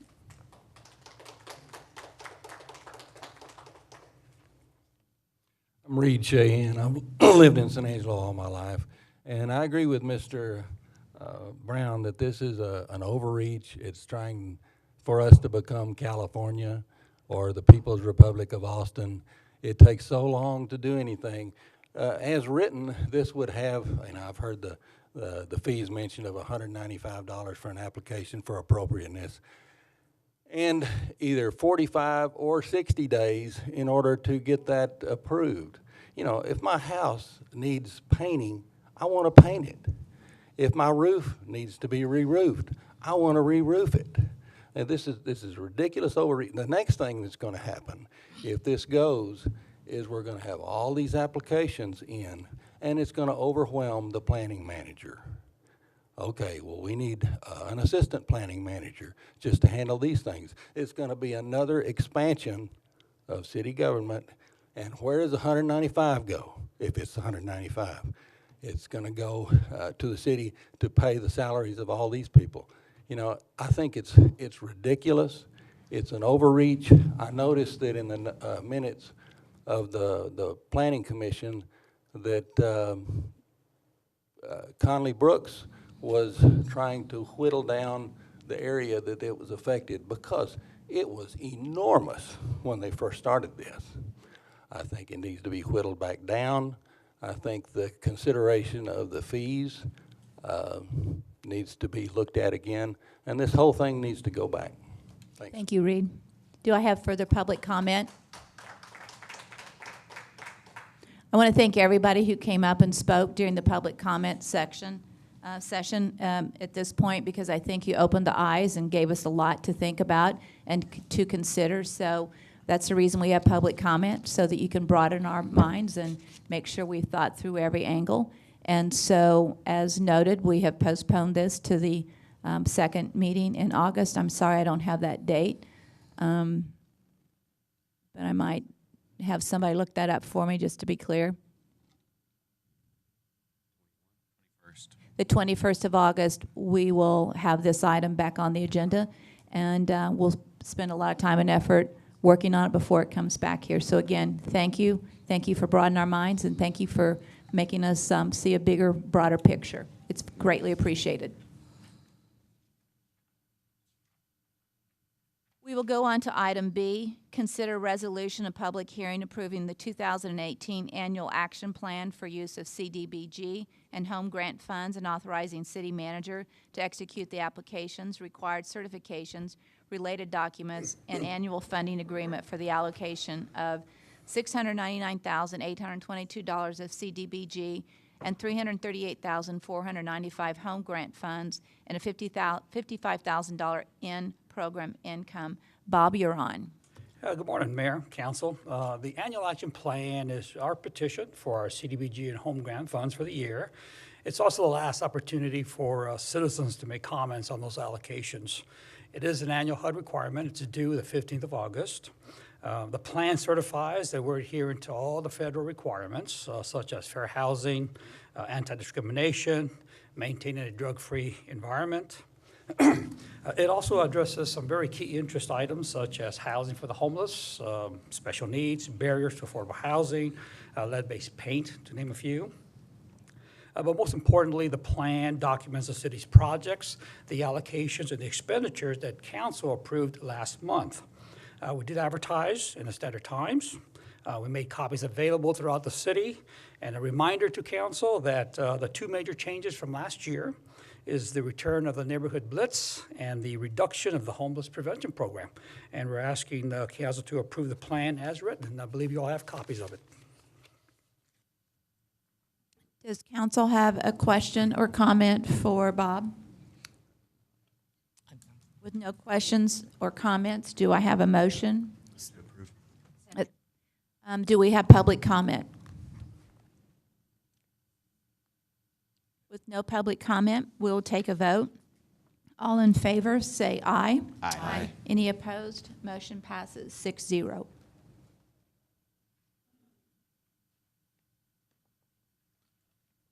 Item C, consider resolution enacting drought level 1 of the city's water conservation drought contingency plan. Allison? Morning, Mayor, Council. Today we're going to be talking about drought level and where we are in terms of months of water supply. I want to start by looking at these maps that are provided by TCEQ and looking at the entire state of Texas and where we are with drought. These are specifically looking at soil conditions and rainfall and not specifically surface water levels, and I'll get to that here in a second. But you can see we're not near as bad as we were in 2011, which is shown on the left. But we are seeing parts of the state and in our region start to get into those darker shades, so the more extreme drought conditions. So this is where the state of Texas looks in terms of surface water supplies.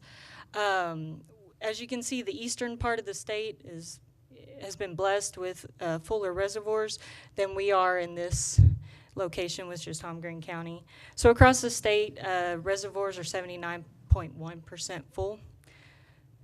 But if we look at our local reservoirs, we range from 7% up to 81% with Lake Nasworthy.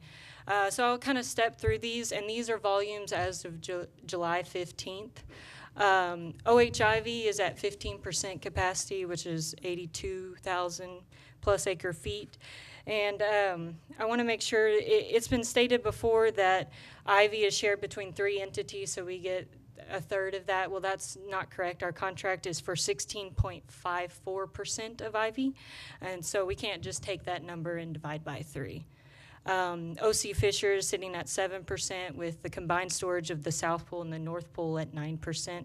And then Lake Nasworthy, while it's at a higher percentage, we also know the volume of water in Lake Nasworthy isn't near as great as some of the larger reservoirs. Allison, Spence, is that not a part of our?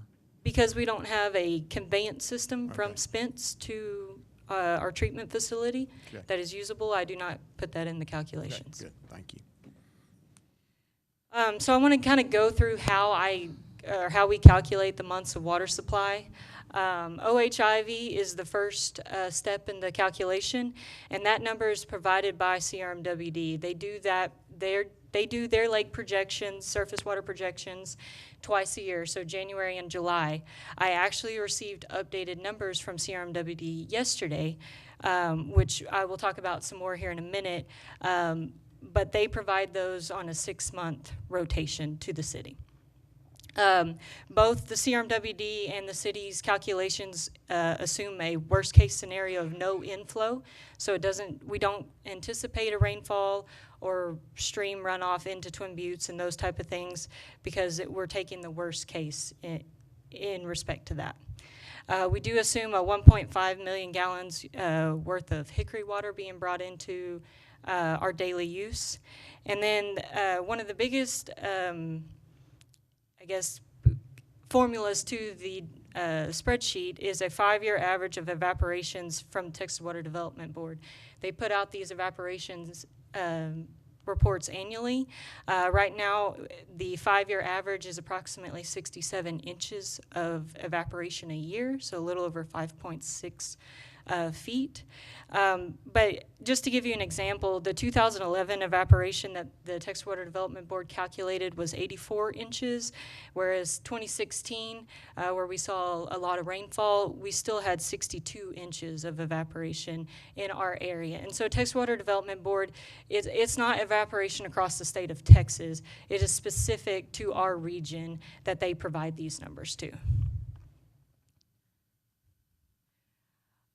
So this is where we get the 25 months as of July 1st. So CRMWD has predicted Ivy to go to September of 2019. Prior to yesterday, it was August of 2019. But even with that 1-month extension from CRMWD for Ivy, with the evaporation that we see off OC Fisher, Twin Buttes, and Lake Nasworthy, it still doesn't gain us the full month in the end. We still, as of July 1st, sit at 25 months. And so you'll see that as we would be on OHIV for another 15 months. And then at that point, we would switch to the OC Fisher Reservoir. From the evaporation we've lost in OC Fisher during that time, we will have 3 months of water supply from that reservoir. And then as we switch to the Twin Buttes and Lake Nasworthy, we would have 7 months of supply from those surface water sources. So what does drought level 1 restrictions look like? During the period of April through October, outdoor watering is allowed once every 7 days. So when this would go into effect August 1st, we would still be, or we would change to once a week watering, whereas we're at twice a week watering, and not between the hours of noon to 6. In November, if we are still in drought level 1 and receive no rainfall by then, outdoor watering would be changed to once every 14 days, so once every 2 weeks, and still not between the hours of noon to 6. During drought level 1, golf course greens can be watered daily, and residents and customers can still apply for a new landscape variance during drought level 1. The rates do change when we go into drought level 1. They are assessed to the volumetric portion of the rates. So the base rate for the meters does not change, but the volumetric rates do. So for the residential usage, if a customer still uses between 0 to 2,000 gallons, they will see no change on their bill. It's not until you get to the 3,000 to 5,000 gallon range that we start to see those volumetric rates increase. So for 3,000 to 15,000, we're looking at a 5% increase to just those rates. 16 to 39,000 gallons a month would receive a 10% increase. And if you use over 39,000 in those tiered rates, you're looking at a 20% increase. Commercial or non-residential entities will see a 5% increase on their volumetric rates, and landscape rates would receive a 10% increase. And then there's no increase on fire hydrant usage and untreated water. So with that, the recommendation from staff is to approve and support a resolution to enter drought level 1 as of August 1st, 2018. Allison, I have a couple questions. One is we show the Hickory Aquifer only 1.5 million gallons a day. Yes. But what is our rights in terms of what we can pull out Hickory Aquifer right now? I think the way I'd answer that is we have the ability to pump and treat 8 million gallons of water a day, which isn't our full rights at this moment, but we are limited with the terms in terms of pumping and treatment capabilities. So as of today, we can pump and treat 8 million gallons of water. So why isn't that in the calculations? The reason that's not in the calculation is because we want to keep, we want to continue to bank water as much as possible. The Hickory is our lifeline in the event that we get down to drought level 3 and have to use these local reservoirs more so. The other side of that is the Hickory is a more expensive water source, and so we want to utilize the cheaper treatment sources, which are our surface water sources. And if we don't use the surface water that we have, we will lose it to evaporation. So operationally, we want to use as much surface water as we can so that we don't lose it to evaporation. And I respect the analysis of surface water and why we want to use it. The question mark is, why aren't we using the calculation of the 8 million that we have the right to pump and to treat as part of the strategy? Because you do have that right. So when we calculate drought, it's based off of water supply, right? Correct. And that water supply exists. Correct. So why don't we use that in the calculation of determining whether we need to go into drought level 1? Because I think if you assume, or if you utilize the 8 million, let's say the 8 million gallons that we can pump and treat, then how that affects the calculation is that we would use less surface water.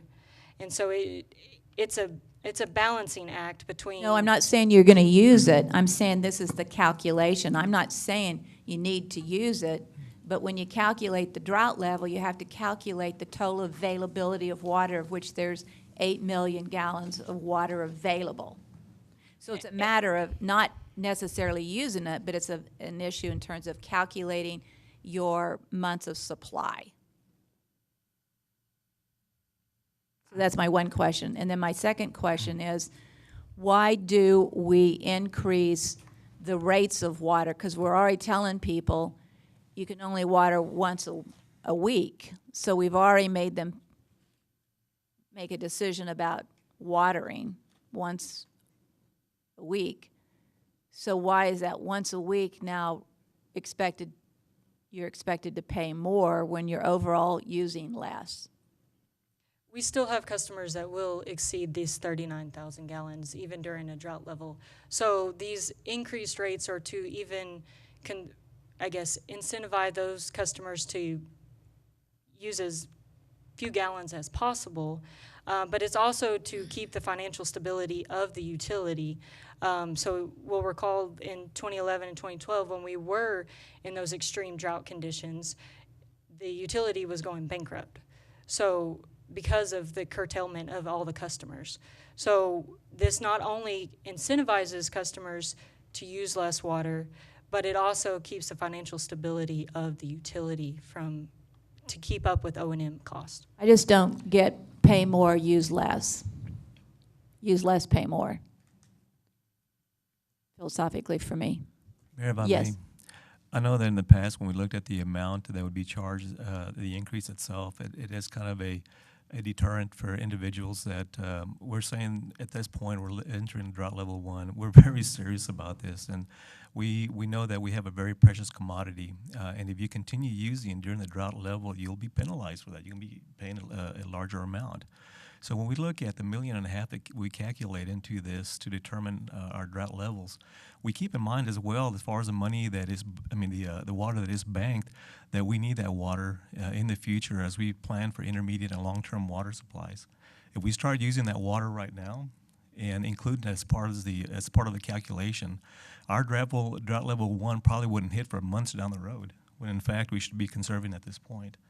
As far as we're concerned, we want to make sure that we're taking care of our citizens in the future and that we continue the planning process to secure the intermediate and long-term water supply. And this bank water will go a long way to make sure that happens.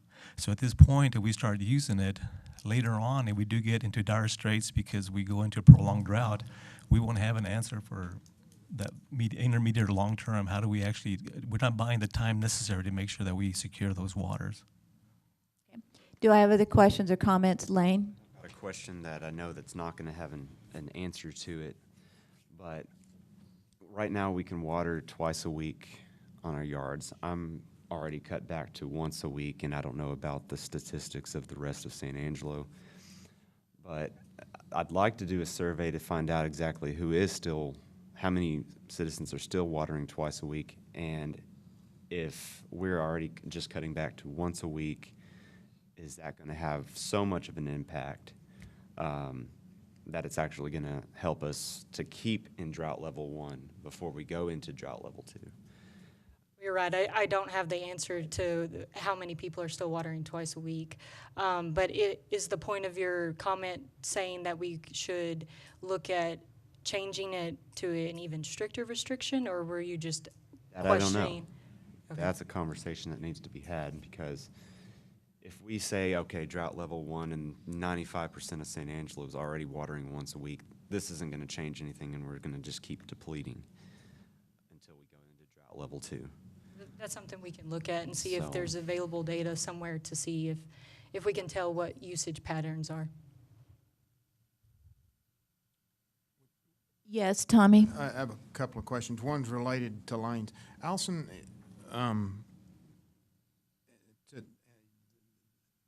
you've probably got an answer to this, but it's not going to be today, and I understand that.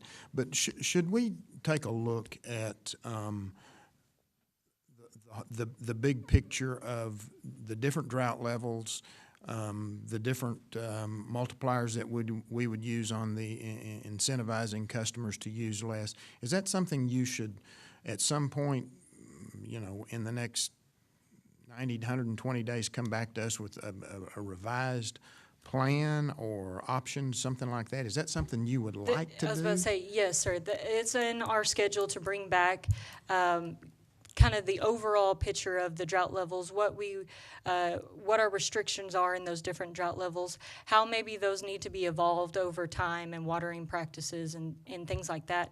And also just different conservation methods or research that's been done to make sure that we're up to speed with the most current watering techniques and those type of things, and maybe look at different ways to incentivize customers to utilize those conservation measures.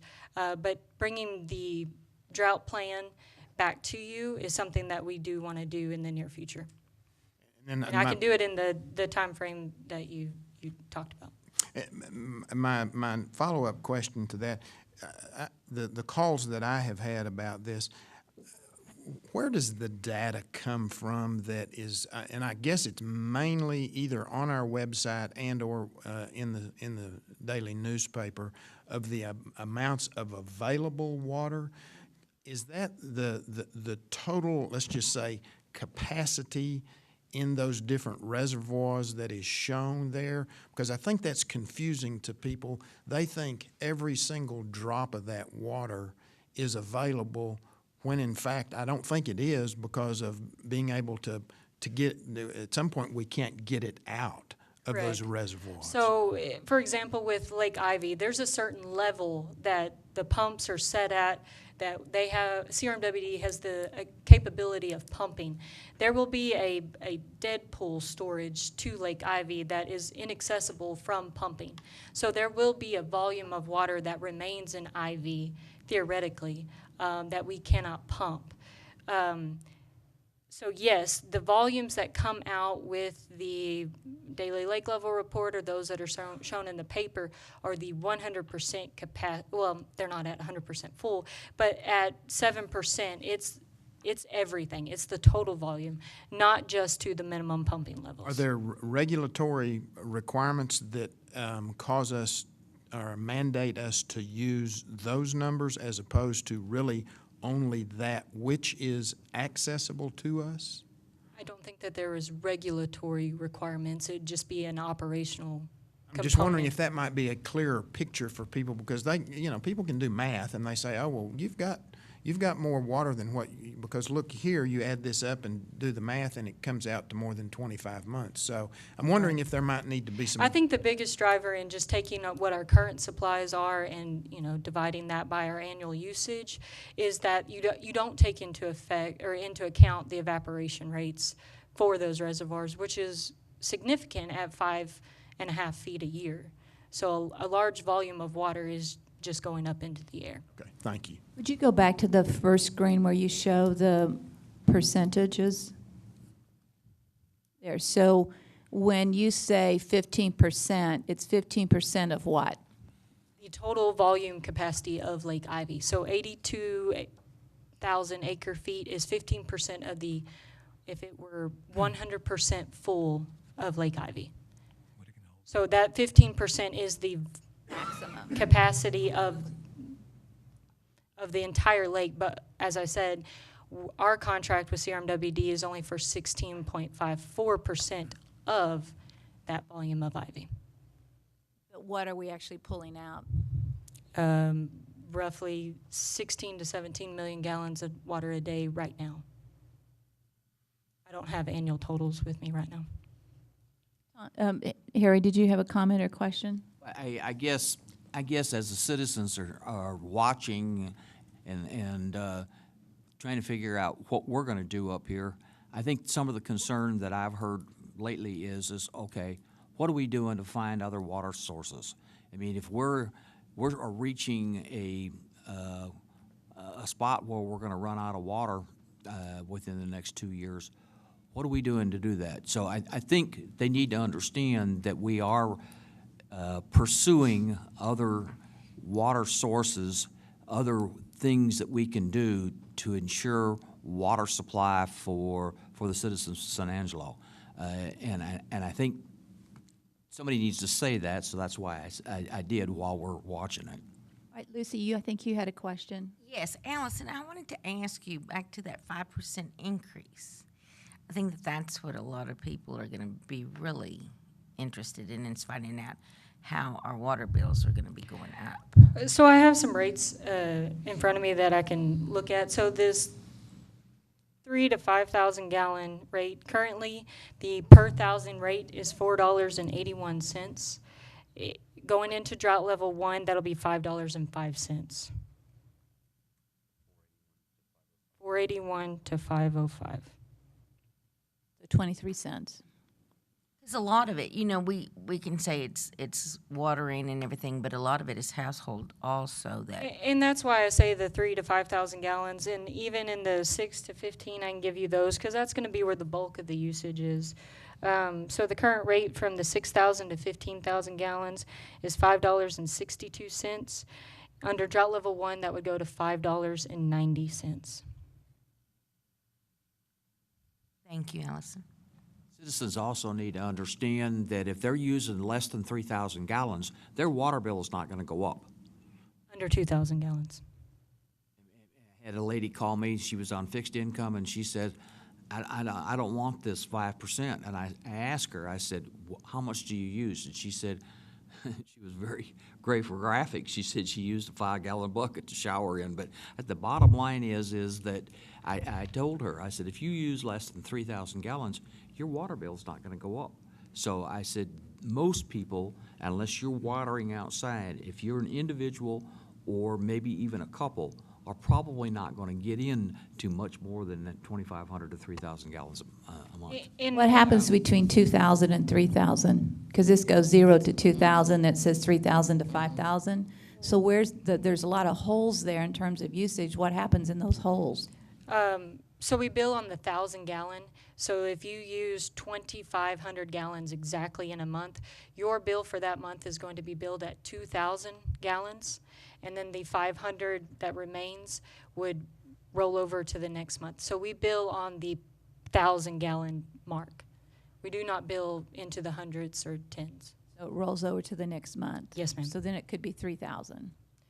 What we see with a lot of customers is they're 1, 1, 1, 2, 1, 1. You know, they consistently use probably just a hair over 1,000 gallons or 2, whatever the number may be. And at 1 month, it will catch up to, you know, add another tiered rate to it. But for the most part, those that are very consistent see that 2,000 gallons every month. Let's go back to Hickory Aquifer for a minute. So right now, our treatment plant can handle how much water out of the Hickory Aquifer? 8 million gallons. And so, and what do we have available to us that we could use? We can use up to 12,000 acre feet a year. So we've got one problem because we don't have a treatment plant that can process as much as water rates and water usage as we And have I was out going of to Hickory. kind of speak to Harry's comment regarding what we're doing for the future, and moving forward with the Hickory is one of the top things that we are looking at in taking that treatment capacity to the full production levels. Okay. Do I have further questions or comments from council? I do. Why is the 3 to 5 and 6 to 15 5% the same instead of grouped together, or why is it not? The rates in the 3 to 5,000 gallon is different than the 6 to 15. So even though both are receiving a 5% increase, Okay. the rate is different between the two. Okay, then I will need a motion from council. So Harry, your motion is? Right, we accept the report as the recommendation to go to drought level 1 on August 1st. Do I have a second? I will second the motion. Billy seconds the motion. Do I have public comment?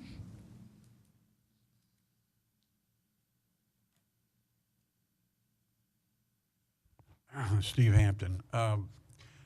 2 points. I had failed to remember that Spence was damaged and could not be used. I'd like to hear more about what it would take to recover that water source and make it usable. Also, education. Education is always an element that we seem to not do very well sufficiently to assist us. We have new video studios and everything like that. Couldn't these be used to help us in this quest to save water? Also, in our billing literature, in our billings, I haven't heard anything about that. What would you like to know about billing? Well, literature in the billing. You know, putting a little slip notifying people that their possible drought is on the horizon, or going into level 1, could you cut back, et cetera, et cetera. Thank you. Allison, would you like to answer those questions? So yes, the Spence pipeline, we'll start with the first one, is in disrepair and has been for a lengthy period of time. It is not capable in its current state of pumping water from Lake Spence to the city. I remember the billing, but I don't remember what the middle one was. In regards to the billing, we do have a special message area on the bill that we do utilize as much as possible. Recently, when we changed from our method of disinfection, we put that information on there. When we post our CCR, we put that information on there. We can definitely put something in regards to that. Additional slip or anything, additional piece of paper to go in the billing, we can do those type of things if you would like. They do cost more money to send out those additional notices. But we will definitely put something in the special message area of the bill. And then I think the other one was education. We have a conservation manager that has been working hard over this past year. She was hired back in October, and her and Anthony have grouped up on several videos. But we will have a drought campaign or video that we can work on to kind of really promote that and put it on Facebook and social media and stuff like that. On Spence, if we had the water line, the pipeline fixed, what's our availability of water from there? Our annual production or rights are 3,000 acre feet. I would have to go back and look to even see if Spence is at a level that is near our intake. Is one of the reasons why Spence fell below, went to 0% capacity, and so that was one of the main drivers of why the pipeline wasn't fixed, is because the water levels were below our intake and made it unusable, not only from the pipeline standpoint, but from the level of Spence standpoint. Daniel, did you have a comment? I was going to say that historically, we spent the money to fix that pipeline. We just the investment wouldn't actually be there for the resource that we get back as far as the water. We've looked at that in the past, a long time ago. Ricky's back there, and when we looked at it, the cost just, was exorbitant compared to what we would have gotten back. So again, as she mentioned, the dead pool. There's water, quite frankly, that would be so low that we couldn't pool anyway, and historically, that water just hasn't been high enough to actually pull it through to our system. I don't know if Anthony is still here, but I know that I see on KLST or KSAN spots that talk about water conservation. Yes, correct. Correct? That's correct. And we will also use, I'm sure we use Channel 17 as well to communicate conservation efforts and education. So I know those are out there. Okay. Do I have other public comment? With no further public comment, we will take a vote. All in favor of the recommendation of accepting drought level 1, effective August 1, say aye. Aye. Any opposed? Motion passes 6-0. Item D, consider approving the development of a volunteer program by the Water Utilities Department to be known as, quote, Conserve a Spot, providing for the beautification of selected parcels of city land through restoration, landscaping, and regular maintenance that implement water-wise practices, including adoption of a written program, policy, and volunteer agreement, and release in a form approved by the city attorney. Paulina, you're on. Good morning, Mayor, Council. My name is Paulina Levy. I am the Water Conservation Coordinator for the city. Today, I wanted to highlight this opportunity we have to create a new volunteer program that would focus on restoration, landscape, and regular maintenance that adopts water-wise water practices. This would be in city-owned land, and it would include tasks such as weeding, caring for flower beds, shrubs, trees, and cleaning trash. One expected outcome would be an area that residents could visit and use as an example of a beautiful garden that is still water-wise. Now, this program has multiple benefits. One of that would be cost saving. So currently, our staff is going out to areas that we own, water utilities areas, and they are the ones weeding it, spraying it, mowing the grass. So they are spending time doing that. If we have volunteer entities that take over that, our employees would then be able to focus on core services. This program does have cost. That includes volunteer vests for safety measures. However, adopting entities would supply necessary equipment such as trash bags, gardening equipment, gloves, landscape materials, and as such.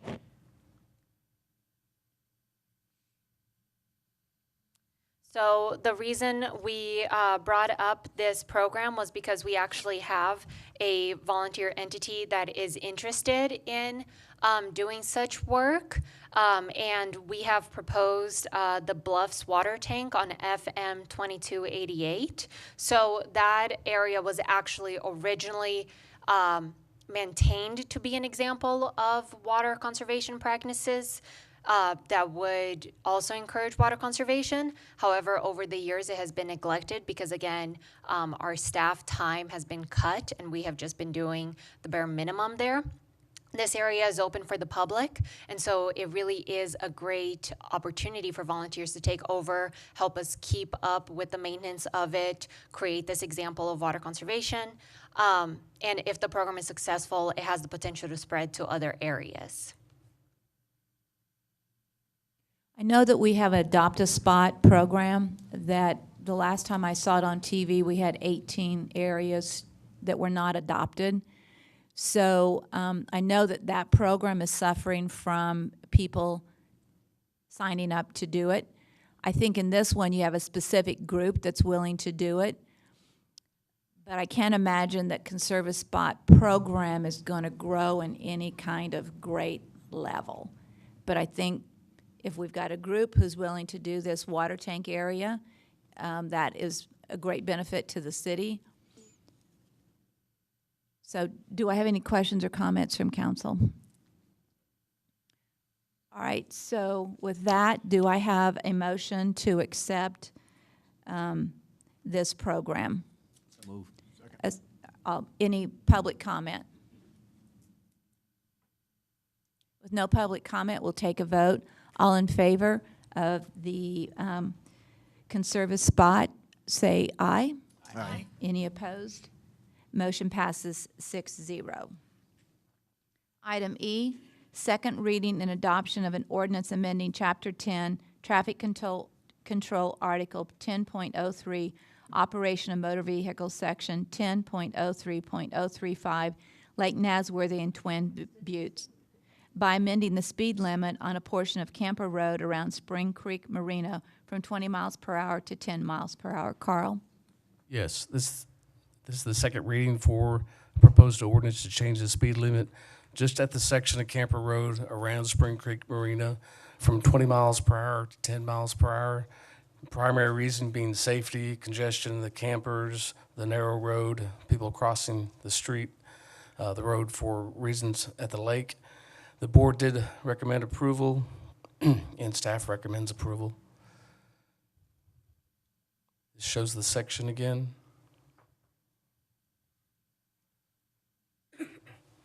And we seek your consideration of the second reading.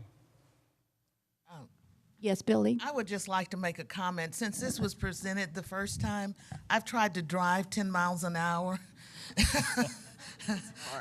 It is really, really difficult to drive 10 miles an hour.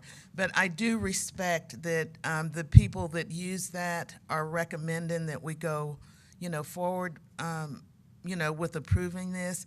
And so certainly I respect and accept, but it is really difficult to drive 10 miles an hour. I asked at the previous meeting if a car can go that low.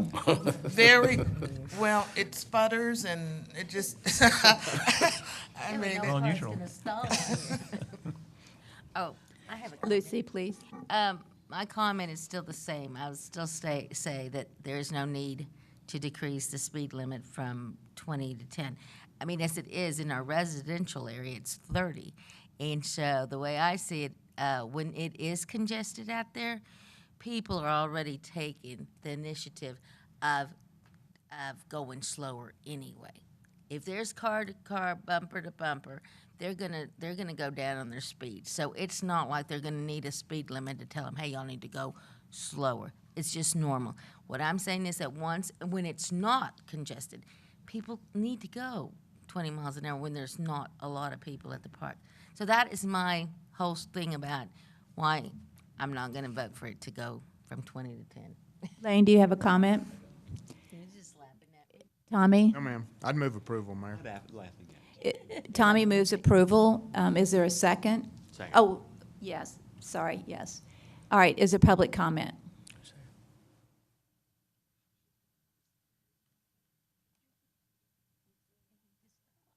Steve Hampton, I support Lucy's judgment on that. I think if there are children running around unsupervised, then maybe we need to put a sign out there so stating to avoid responsibility, the government taking responsibility for everything.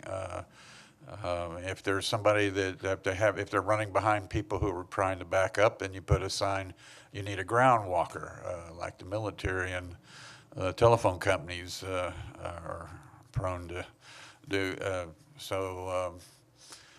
There are other ways to approach this. If we put it in, we're having a hard time driving 10 miles an hour, then we'll have a policeman out there, and so this adds up to another tax situation and an income that I don't think this place is set up to be. So, thank you. Do I have further public comment? With no further public comment, we will take a vote. All in favor of passing item E, say aye. Aye. Any opposed? Aye. Motion passes 5-1. Item F, consider approving a rental agreement with the Vessel Church for 6 months' use of some of the rental spaces at Santa Fe Crossing Senior Center on Sundays for church services with a monthly rental rate of $1,150 discounted due to multiple use from the approved fee schedule of $1,680 a month, and authorizing the city manager to negotiate and execute all related documents. Carl? At Santa Fe Crossing, we have, it's a long building. There's an activity room, there's a dining room, there's a conference room, there's some offices, and then a few other smaller activity rooms. Those rooms, the one room that gets rented the most is the dining room, sometimes the activity room. And usually that's on the weekends or in the evenings. It's not very often that we get rental requests. We were approached by a startup church, the Vessel, that would like to rent on a fairly short-term basis, 6 months, the activity room, the conference room, and the dining room at Santa Fe Crossing. Based on the council-adopted rates for rental for these rooms, for 6 months, and this would just be on Sundays, Sunday mornings for 4 hours, for 4 weeks, that would be $10,080, looking at the council-approved rates. The church asked to rent those rooms at a discounted rate of $1,000 a month for $6,000. There is the activity room at Santa Fe Crossing, the conference room, the dining room, and of course the rental would include the common area, the lobby, and the restrooms. Considering city costs, staffing, utilities, wear and tear, and unforeseen maintenance needs, like if we have to replace an air conditioner, we're recommending a proposal of $1,150 a month for 6 months for $6,900, basically a 32% discount. And this is based primarily on multiple use, which we often do in other agreements. The Parks Recreation Advisory Board recommended approval at their meeting on May 24th, and we seek council's approval of this item. And we do have a representative of the church here if you. Is this on a month-to-month concept? This concept would be a single agreement for a 6-month term. Okay, and then the question mark is, the issue is when you give a discount to one group, then everybody has a reason to ask for a discount going forward. So how do you approve a discount for one organization? Because the next time somebody's going to want to rent the building, they're going to want a discount as well. Our way to do that is just take it through the process, let staff review it, then take it to the board for their consideration, recommendation, and then city Then I think council. you're going to have every group asking for a discount and every group trying to go before the Parks and Rec group for a discount. Usually those discounts, as I've seen them in the past being brought forward, and they're not real regular, but they're centered around something that's unique, meaning a multiple rental. I haven't seen them come hardly ever for just a single. So I think that's the only thing that would make this one a little bit unique. Harry, I think you had a question. Yes, since this is my district, I mean, yes, do we have anything on Sunday typically that we rent this building out? No, we do sometimes get Saturday for like receptions or small parties, birthday parties, or like a wedding reception. But and it's very infrequent, probably 3 or 4 times a year. Normally, these rooms aren't rented. I kind of have the same thought process as the mayor, and that is I've got to be very careful on when we give discounts, simply because now we set ourselves up for asking that same thing.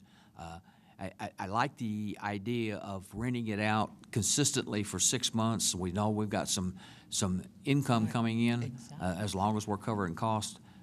But I have to say that I'm a little reluctant to do it with a 32% discount. Could we hear from the Yes, representative from the church? Yes. Good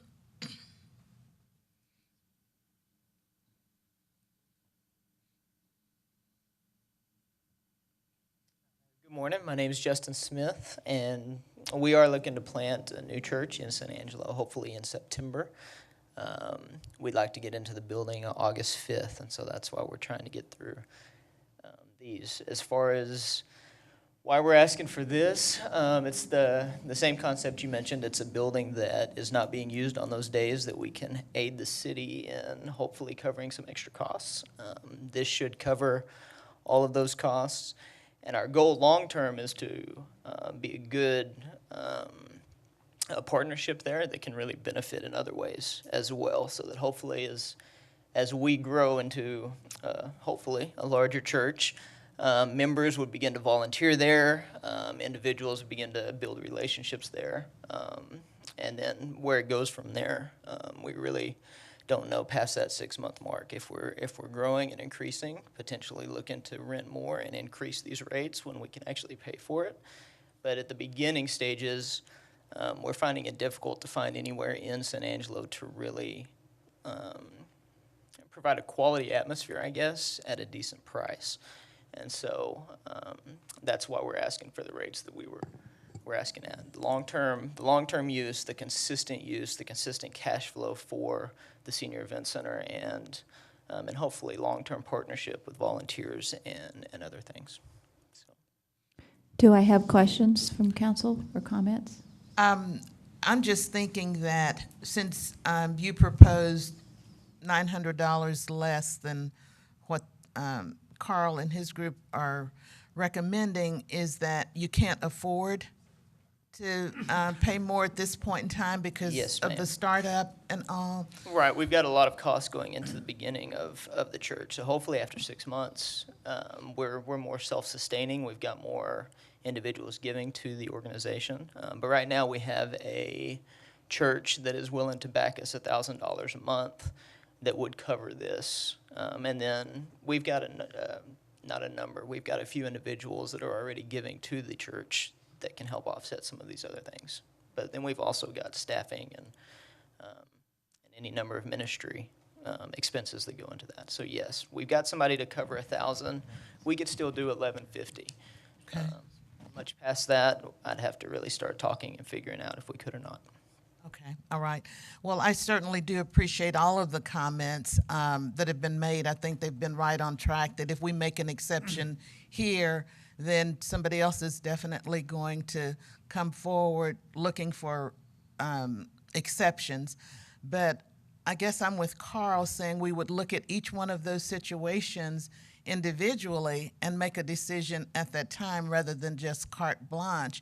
Because to the point that I think Harry made, if the building is not being used, we're getting zero. If the building is getting used, we're, getting some monies into the coffers on that building. So I would vote for us to accept it as proposed. That means Carl's proposal of 1150. Yes. Well, I don't think we have a motion yet, but do we have further comment? Just one second. Do we have any further comment from council? And this is just for 6 months, correct? Yes, ma'am, at this point, yes. Past that point would be up for discussion, and depending on how well we perform and the like, but we're hoping to be, like I said, a positive partnership between the two organizations. Are there further questions or comments from council? If not, Billy, would you like to make that proposal? Yes, I make a motion that we accept the proposal as presented. $1,150 a month for 6 months. For 6 months, that's your. Okay, and Lane, was that a second? All right, is there public comment? With no public comment, we'll take a vote. All in favor of the $1,150 a month for 6 months, say aye. Aye. Are there any opposed? Motion passes 6-0. Item G, first reading and public hearing of ordinances approving case CP 18-04, an amendment to the comprehensive plan changing the future land use designation from industrial to neighborhood center, being 5 acres located at 4001 South Chadbourne Street. John? I'm sorry, did you read G1 and G2? I didn't. I just read G1. G2 is case Z18-06, a rezoning from the light manufacturing ML zoning district to the low-rise multifamily RM1 zoning district, being 5 acres located at 4001 South Chadbourne Street. Now you're on. Thank you. This is both an amendment to the comprehensive plan, as you mentioned, changing from industrial to neighborhood center, and then changing from light manufacturing zoning to the RM1 or multifamily zoning district. You may recall this is the location for one of the low-income housing tax credit projects that came before you a few months ago. They had asked us to postpone consideration of this rezoning until they were further along in the tax credit award process. They're here to speak, so they may be able to answer this question. At this point, I'm not sure if they've received the tax credits or are anticipating those, but they have asked us that now is the timing to bring this back to you all. As you can see, this is the current property designation is industrial with light manufacturing zoning. This would change that to accommodate the apartments on this particular site. Here's a sample site plan. This isn't officially approved or anything, but this is a concept that shows basically what they may be looking at in terms of size and number of buildings. Although you are not approving this today, you simply would be approving the zoning. Again, some additional samples of what they're proposing on the site.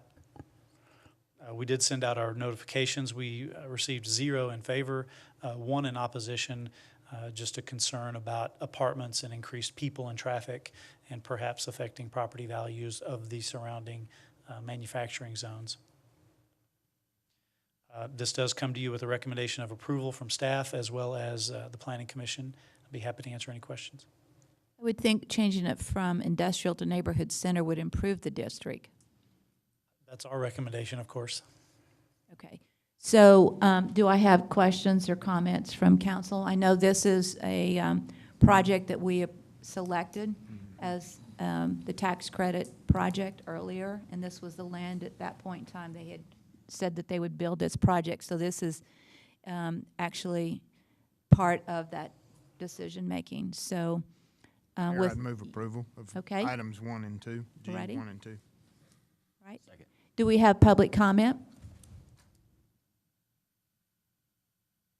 With no public comment, we'll take a vote. All in favor of G 1 and 2, say aye. Aye. Any opposed? Motion passes 6-0. Item H, public hearing and first reading of an ordinance for the abandonment of a 4,897.17 square foot portion of the Harbor Court public right-of-way. John? Yes, this is related to the drainage project that's being looked at in this area. And so as part of all of the things that are happening in this particular area, there's a request to abandon a portion of the bulb of the cul-de-sac, which is Harbor Court. And I think we have some zoomed-in graphics of this. And so the total area that would be abandoned, meaning it would no longer be a public street, is that entire area. This portion would be transferred to Intertel and become part of their larger property, and this smaller portion here would become part of the city property that's on the other side of the street. And so basically what you're being asked to consider is abandoning that portion of the cul-de-sac, and there are a couple of conditions of approval that are standard conditions, that it would be replatted as part of those adjacent properties, et cetera. But it does come to you with a recommendation of staff as well as the Planning Commission. Did you send notices? Were there any issues with notices sent? No, of course, the two affected properties are Intertel and the city, and so this is all part of the agreement that had already been worked out between the two. Move to approve. Is there a Presented. second? Do I have public comment? With no public comment, we'll take a vote. All in favor, say aye. Aye. Any opposed? Motion passes 6-0. Item J, first public hearing and introduction of an ordinance amending the budget for the fiscal year beginning October 1, 2017. Oh, sorry, I skipped it. Yeah.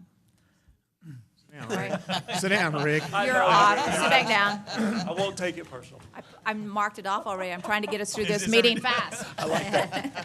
Okay, so we're going to go back to item I, consider resolution related to the Chadburn Street project RFQ for professional services to complete construction documents and phases. Okay, Rick, you're on. All right. This is a follow-up summary and resolution to a prior discussion that we held on this topic, specifically regarding the street and streetscape for Chadburn. So specifically, you'll see in your background information, there's a resolution authorizing the city manager to enter into an advanced funding agreement with TxDOT, which is our grant that we received. There's a approving of an amended budget financing plan, and there's the authorization for the project to proceed in phases, and authorizing a request for qualifications for professional services. So that's it in a nutshell. We can go through, if you would like, the highlights of the resolution, but we're here seeking that authority. So if you want to go through those, I can go through those quickly, or Does if you... council want him to go through those? I'm okay. Is everyone okay? All right, if everyone's okay, then the motion is? Move approval of the resolution. Second. Any public comment? Was no wait a minute, we're going to hold it up. And you can proceed as that is, but at the end of the resolution, we do ask for 3 council representatives to serve on that. So in addition to approving the resolution, we'll need those 3 names. I think we'll have Harry, Lane, and Brenda, no, Harry, Lucy, Brenda Gunter. Is it there are 2 districts? And we'll include that then in the resolution. Okay. And with that, Move approval of that. second. Any public comment? If no public comment, we'll take a vote. All in favor, say aye. Aye. Opposed? Passes 6-0. Now, item J. First public hearing and introduction of an ordinance amending the budget for the fiscal year beginning October 1, 2017 and ending September 30, 2018 for capital projects, grants, reimbursements, and donations. Tina? Good Good morning, Mayor, Council, and Mr. Valenzuela. We have several budget amendments for you today. There we go. The first one is for Development Services. They are wanting to budget for new site plan review fees, and the funding source for that would be the site plan review fees that we approved in a previous council meeting. Next would be the engineering. They're wanting to budget for some revenue for those cell towers from, I think it's mobility. They're wanting to use that for some needs that they have for computer equipment. That's $3,000. A budget of $250,000 for the, budgeted revenue of $250,000 for the Riverbank Stabilization Project, and an expense of $375,000. The revenue for that would be coming from budgeting $125,000 of surplus sales tax revenue, and then the other $125,000 would come from stormwater fees. Where's the grant on that? Because we were planning for a grant for that. The grant is due, and the UCRA is working with us on that. Carl, when is that? They're applying in August? Is that? Or so? It's due the end of July. It's an online process, and they've been inputting data. I keep following up every week to make sure they're on target, but it's due the end of this month. Okay, so the grant dollars will be over and above this expense item? Or is it part of this? It would be a part of the overall project. The grant dollars would be how much in the? We don't know, but we anticipate $250,000. So the expense is $250 plus the $375. The revenues should be $250 and $250. I mean, I'm set the revenue. I'm sorry, $250 plus the $250. So your revenue could be $500,000. Your expense is only $375. Is that correct? We will bring back the budget for the grant award after we receive the grant. So we'll increase whatever we have set aside here by that amount once the grant is received and approved by council. So your expense is going to grow. If we get a large, yes, if we get the amount of grant we're hoping to get. And if we don't get the grant, what we're approving today is the difference between $250 and $375 over and above the budget. And if I remember, is that correct?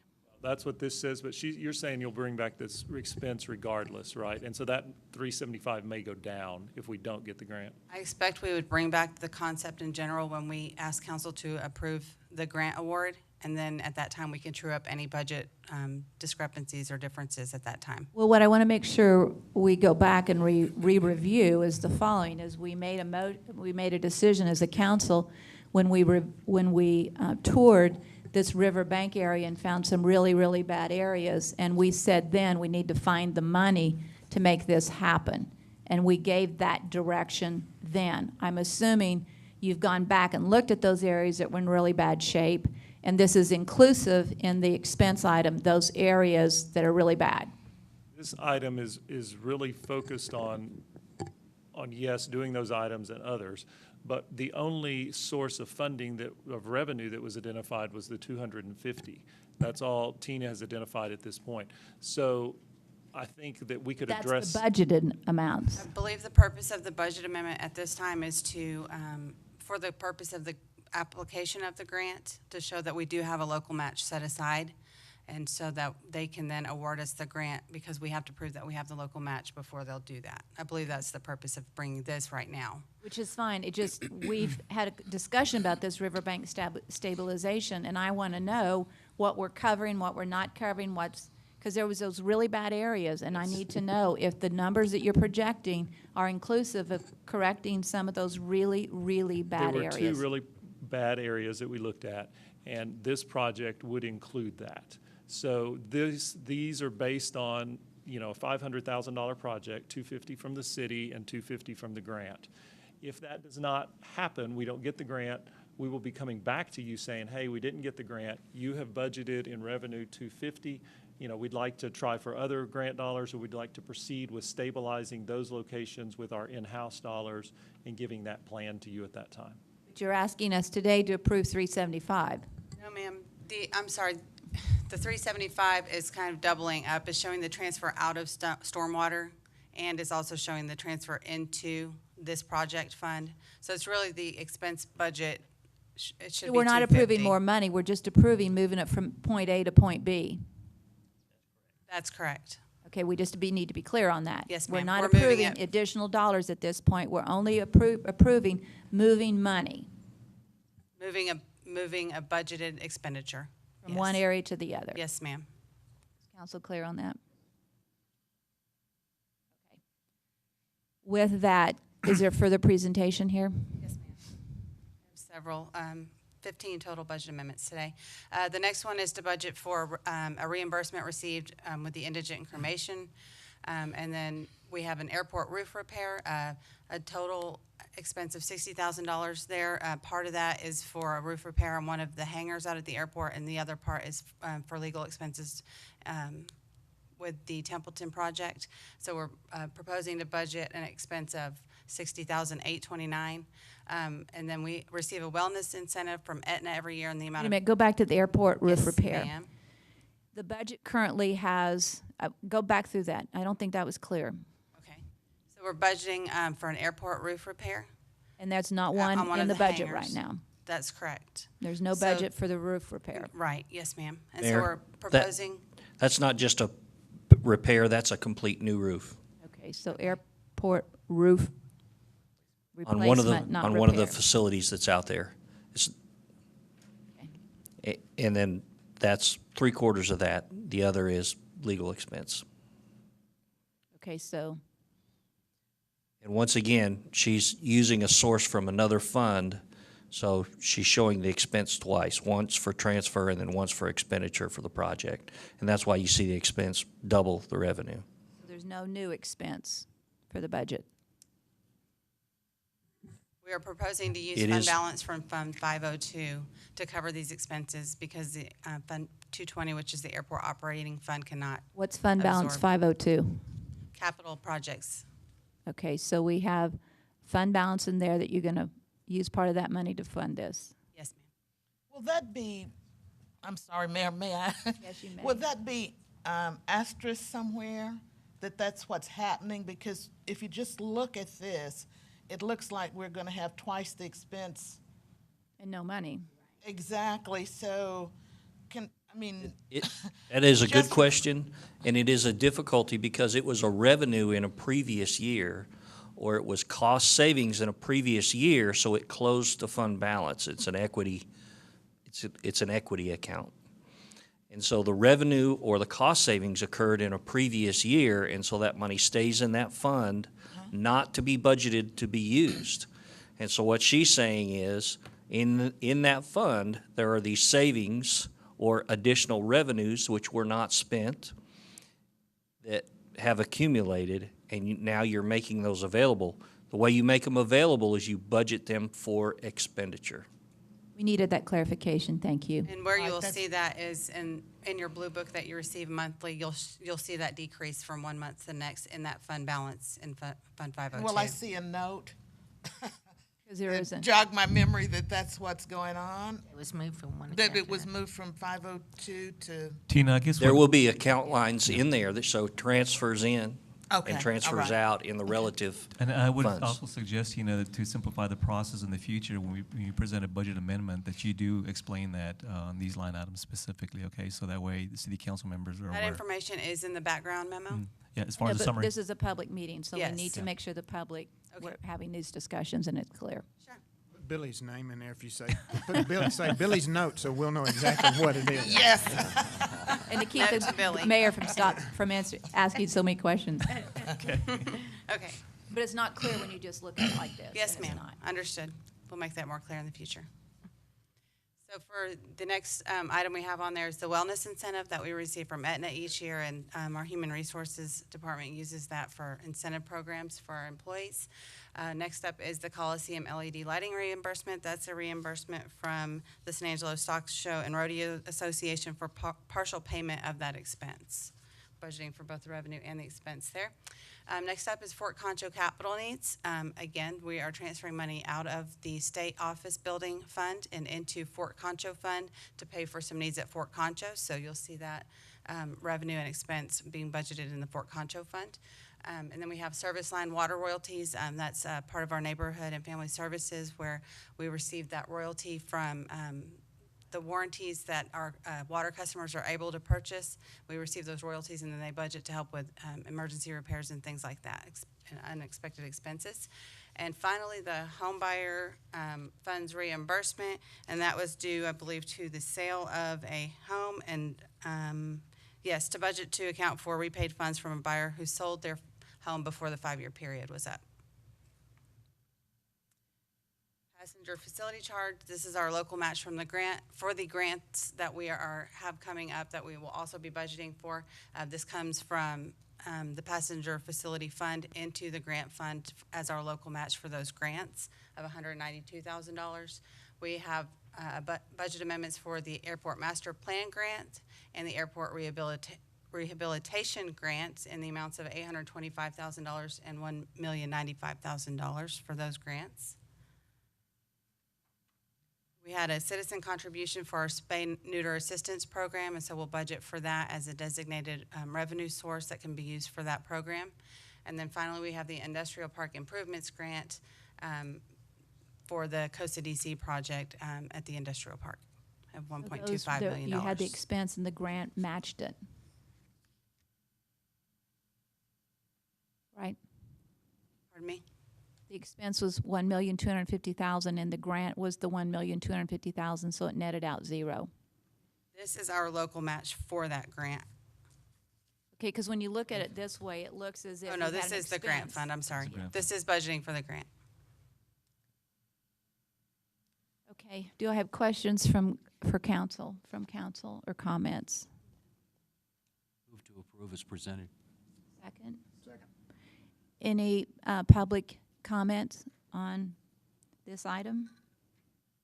With no public comment, we will vote. All in favor, say aye. Aye. Any opposed? Motion passes 6-0. Item K, update on sales tax revenue performance. Tina?